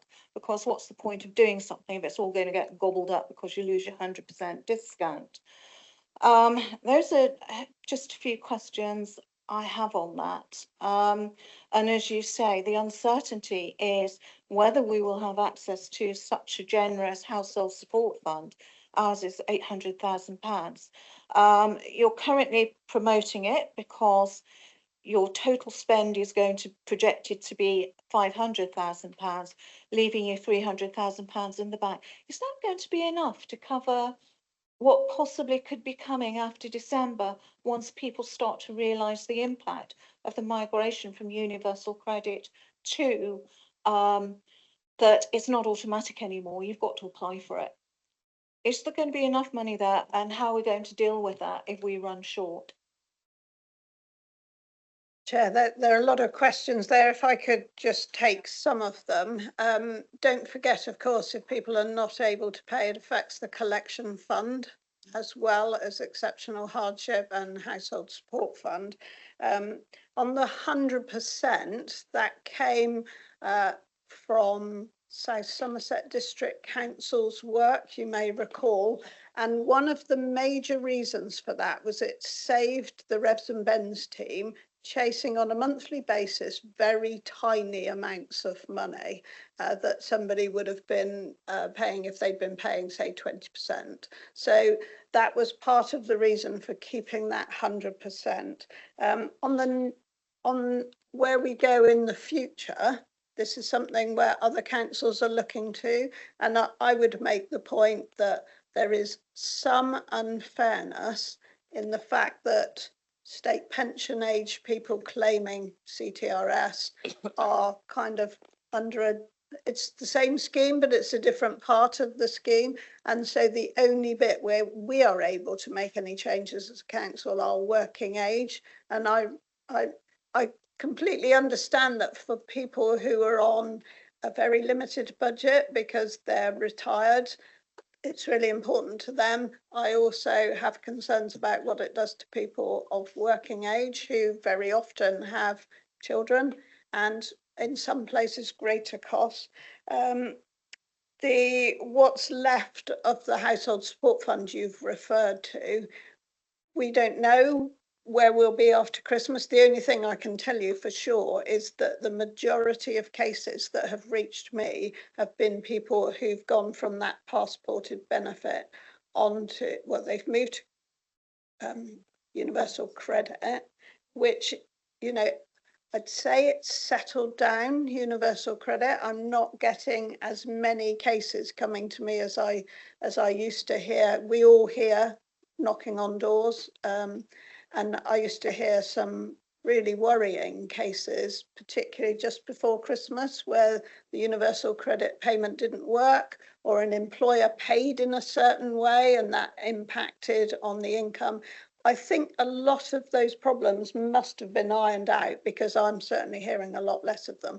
But the big one for me this year has been that move from ESA to universal credit and what that has done. So I'm really grateful to Maria Christofi because it was Maria who alerted us to the fact that we needed to be looking at household support fund covering exceptional, well, through the exceptional hardship scheme, but she was the one who alerted me and the team to the fact that we needed to be looking at that. So I think we were better prepared than we might have been, but it has taken some time for us all to realise exactly what DWP have done and actually how we have to be reactive to that. We are not being proactive, we are being reactive. Do you want to add anything? But you raised some other questions, and I'll try and answer as best I can for you. One thing that I should make clear is people can still receive 100% counter tax reduction if they're on universal credit. It's just not an automatic enticement. So there is still the possibility of that happening. So apologies if I didn't make that clear. Just less likely to happen as once was. In terms of modelling for the effects for people transferring over to universal credit, my colleague Mark Antonelli has done some work on that earlier in the year and is continuing to monitor trends for that. What we are hoping to do is work alongside the DWP to make sure that actually the timescale that we've been given by them doesn't change so that we're not blindsided at the last moment. But I would say that with regards to the December 2025 date, that all recipients will have received a transition notice from the Department for Work and Pensions. It's what we need to do is model for the effects for next year's scheme as opposed to this year's scheme. And I would just touch upon again that whilst I've had the initial conversation with or for the specialist advice, those conversations will be continuing throughout the year, because I think it's important that we see what else is going on nationally, because it is a national problem, to see what we can do for the residents of Somerset. So yes, we will continue to model, but that modelling may be limited in terms of what it actually achieves. But we're still doing it because hopefully it will allow us to pick some things up. In terms of disincentivising people going into work, I've dealt with benefits now for 25 years approximately, and that's always been an issue regardless of what benefit anyone is receiving.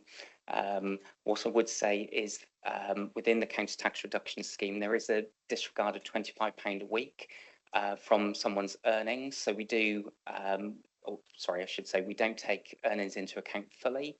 And within universal credit, I don't know the figures off the top of my head, but there are substantial amounts of disregards that can be applied to people's earnings.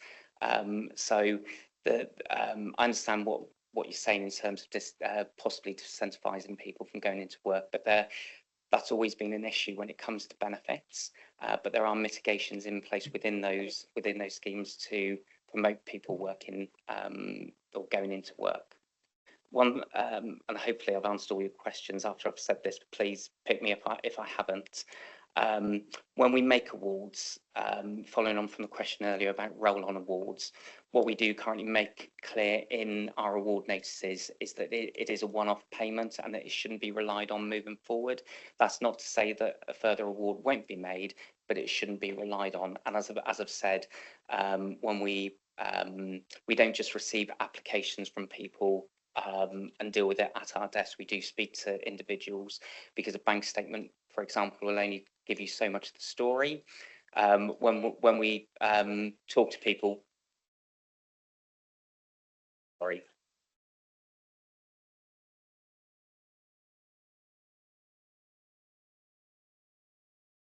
Well, it sounds really interesting, Councillor Hopper, so I must say. Right. Sorry, Mr. Warren, you were saying. I can't remember now.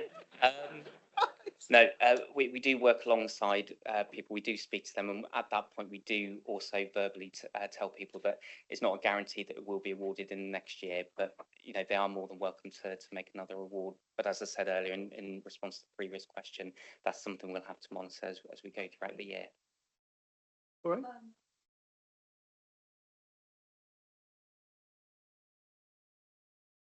Sorry, do apologise, getting that time of day. And presumably, you know, all this will be factored into the 26-27 council tax award scheme. Shall I take that? If we were looking to make significant changes for 26-27, we'd be out consulting by now. We can't consult now because we don't have all of the feedback from this year. So there may be something minor that we need to look at, but we are not consulting this summer. Thank you.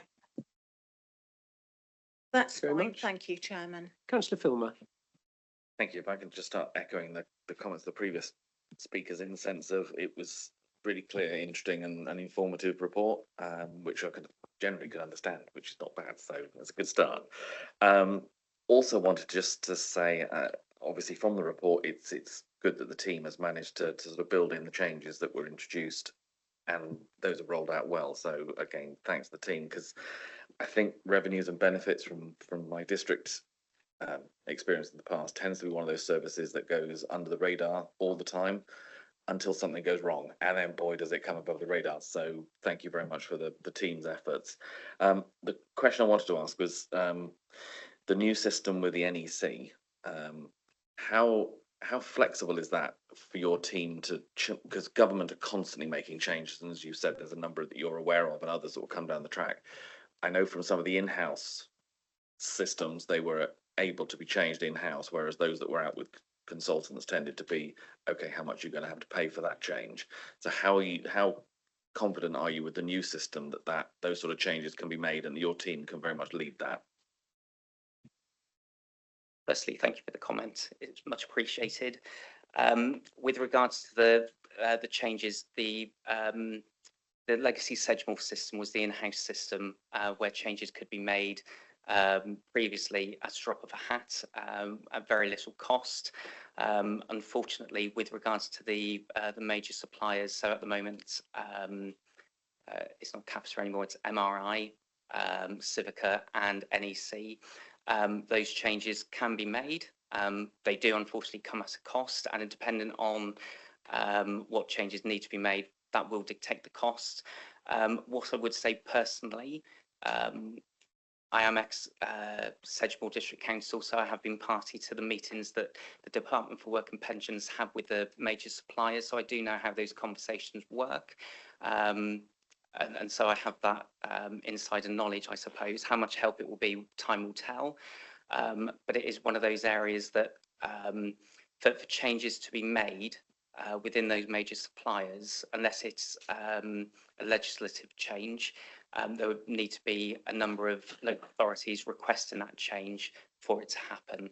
What I would say, and I think I've made mention to it in the report, apologies for my memory, is that the system from day one will not be the system we want it to be. It is going to take time to build it up to exactly where we want it to be.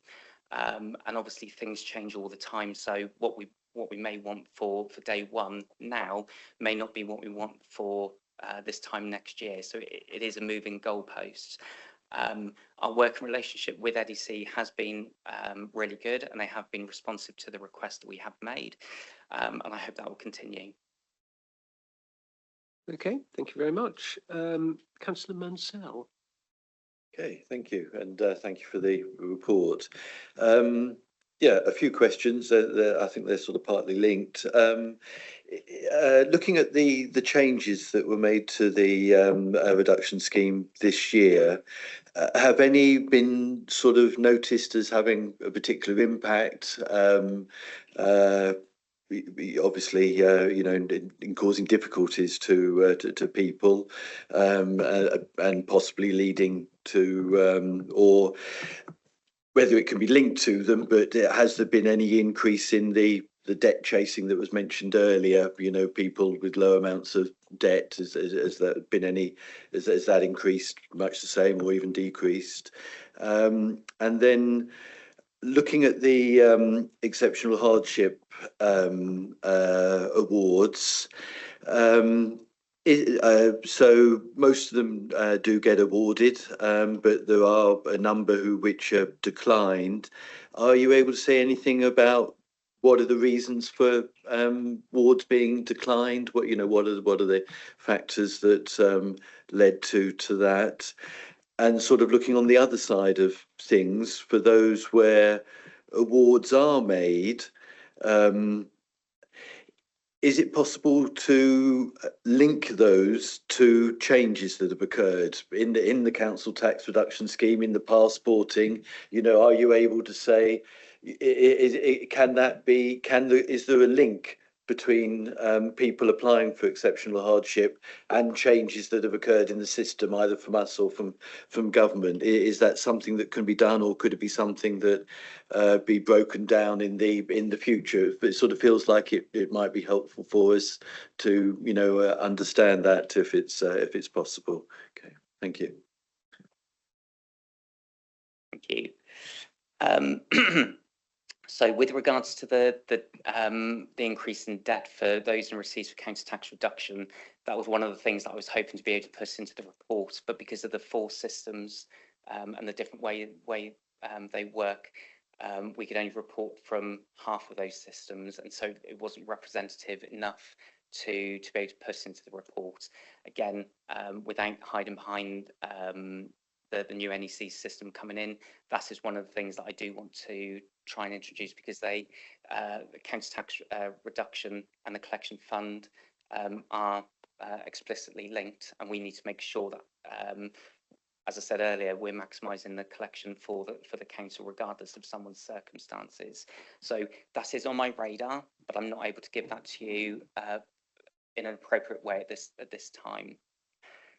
In terms of awards being declined, we do keep a record of those.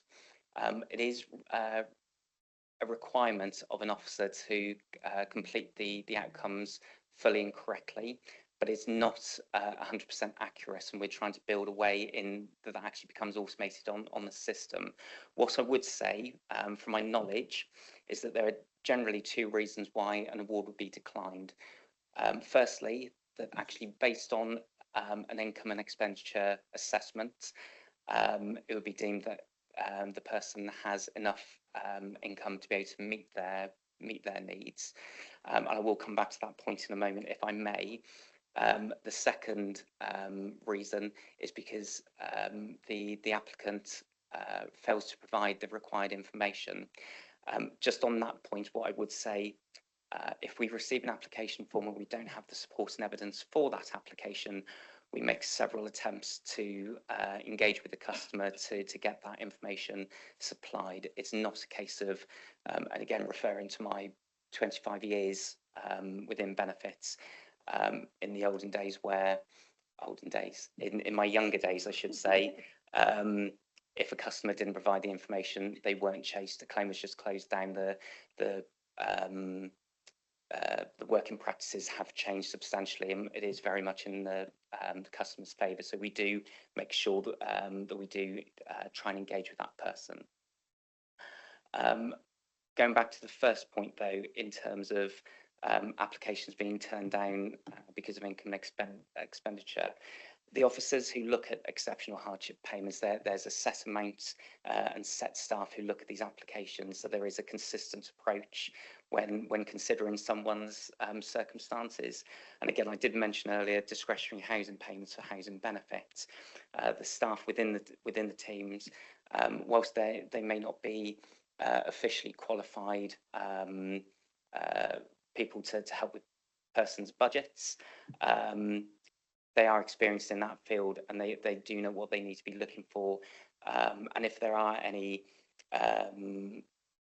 issues over expenditure, again, we don't look at those on face value. We engage with customers. So I think it's appropriate for me to give you an example so you can see what we're doing. We did have an application from someone who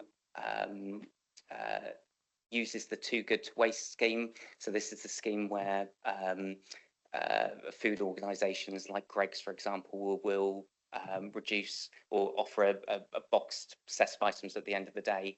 And over the course of the month, this person spent, it was around about, I think it was about £250, but on bank statements, it just showed as Greggs, no explanation. So clearly we I will say challenge that aspect, but after that conversation to find out why they were using that service, which I won't share here, if that's okay, but why they were using that service, actually we understood it was appropriate for them to be using that service. So, you know, that was deemed an acceptable form of expense. But again, it's dealt with on an individual basis. Going on to your last question in terms of awards linked to council tax reduction changes, we don't currently look into it in that much detail at the moment, or at least in terms of recording that information, but it's something we can build into the reporting mechanism by all means. Yeah, thank you. That's very helpful, and yes, I think it would be helpful if you are able to do that. So thank you very much. Thank you very much, Councillor Mansell. Councillor Trimnell. Thank you. So my question, you mentioned during your introduction that you were looking to do some comms, and you said that you'd had some negative comments on social media and things about council tax. Now, obviously, that's because that's the tax that doesn't get automatically deducted, so people have to pay it. And I think as a result, people see it more, if you see what I mean. So I can understand why people don't like it. I get that. But I wondered what kind of comms were you looking at putting out there for people that might change their viewpoint, if that was indeed the purpose, and if it's not, then what are the communications around? Thank you. Excuse me. Sorry. The idea of using social media from Q2 onwards was primarily to promote the scheme, because the feedback that we've been made aware of via social media was more about how do the council expect me to pay the bill. as opposed to attacking the counter tax reduction scheme, for example. So the purpose of using social media was to promote actually this is what we can do to help, and not just financial help, but things like spreading the instalment plans over 12 months rather than 10, or at least at this time of the year now into February and March. Looking at other benefits that people may be entitled to doing. We are a revenues and benefits service, and within the benefits team, whilst we administer housing benefits and counter tax reduction, we do look at the welfare system holistically. So if we identify someone that we think actually you may qualify for personal independence payments, we will talk them through that process in terms of how to apply for it. I have to be clear, we don't have the power to control any subsequent awards, but we do have the power to notify people it may be worth you making this application. So I'm hopefully answering your question. It's not necessarily to engage within the feedback that we're receiving on social media. It's to get that message out there. Actually, this is what the council can do to help people in specific circumstances. Okay. Yes. Thank you very much. And finally, on the committee, unless anybody else wishes to ask a question, I've got Councillor Curley. Thanks. Thank you, Chair. I just got a very quick question on ESA. So I'm just wondering what proportion of claimants that we still have on ESA. I historically was an ESA claimant. I had mine taken away, forcibly removed, if I'm honest, about 5 or 6 years ago, and never had any benefits back. I'm just wondering, I'm rather surprised that we still have people that have ESA when I personally have had it removed, and I know a lot of other people have. So I don't know whether you could explain that to me and tell us what percentage of people we're talking about here. Thank you. I can't give you a specific percentage today, but it's definitely something I can come back to you about, because we do monitor caseload over the course of each month. Employment and support allowance can end for, and indeed any of the legacy benefits can end for a number of reasons. Universal credit was first talked about in 2010, and it wasn't until 2016 that we first saw the first tranche of people transfer over onto universal credit. I know for a fact that it is low in numbers in terms of the legacy benefits now, and that's reflected, in the housing benefit caseload we have, because whilst it wasn't an automatic, given that if somebody was in receipt of, for example, employment and support allowance, there'd be a corresponding housing benefit claim, it was quite high on our caseload that the two would be linked. It's not high in numbers now. We are dealing with the last remaining cases, but specifically with employment and support allowance, as I said earlier, the timescale that the central government are now working to has been brought forward by approximately 3 years. Employment and support allowance claimants weren't due to transfer over to universal credit until 2028, fully and finally. But that has now been brought forward to 2025. There may be circumstances, and there is a long list of reasons why somebody may naturally transfer from a legacy benefit onto universal credit. But there's also a plan of, to use your term, to be forced onto universal credit. There are two timelines, I suppose, working alongside one another. There's the natural move, and then there's the move driven by a change of circumstance, for example. Okay, thank you very much. I don't see anybody else on the committee asking to ask a question, but Councillor Wyke has asked to speak. Councillor Wyke. Thank you, Chair. I just wanted to, first of all, say thank you for the report, and also to recognise the sheer frustration and challenges of unwinding a service from Capita. I've got the scars for it, so I fully recognise that you and your team must be under the cosh on this, so I wish you well to get it done. The one thing we did manage to achieve with Capita was some fairly strict protocols around using of, let's say, not necessarily the most effective way to get to find bad debts and good. And I just wondered, do you have any, I'm sure you do, so can you give me assurance that any debt collection, there is very careful control of how we collect bad debt in terms of various organisations and people who probably don't necessarily behave as well as they could? So we're approximately 4 weeks from the Capita system being turned off for the final time. During the we've started the transitional process for work at the end of June.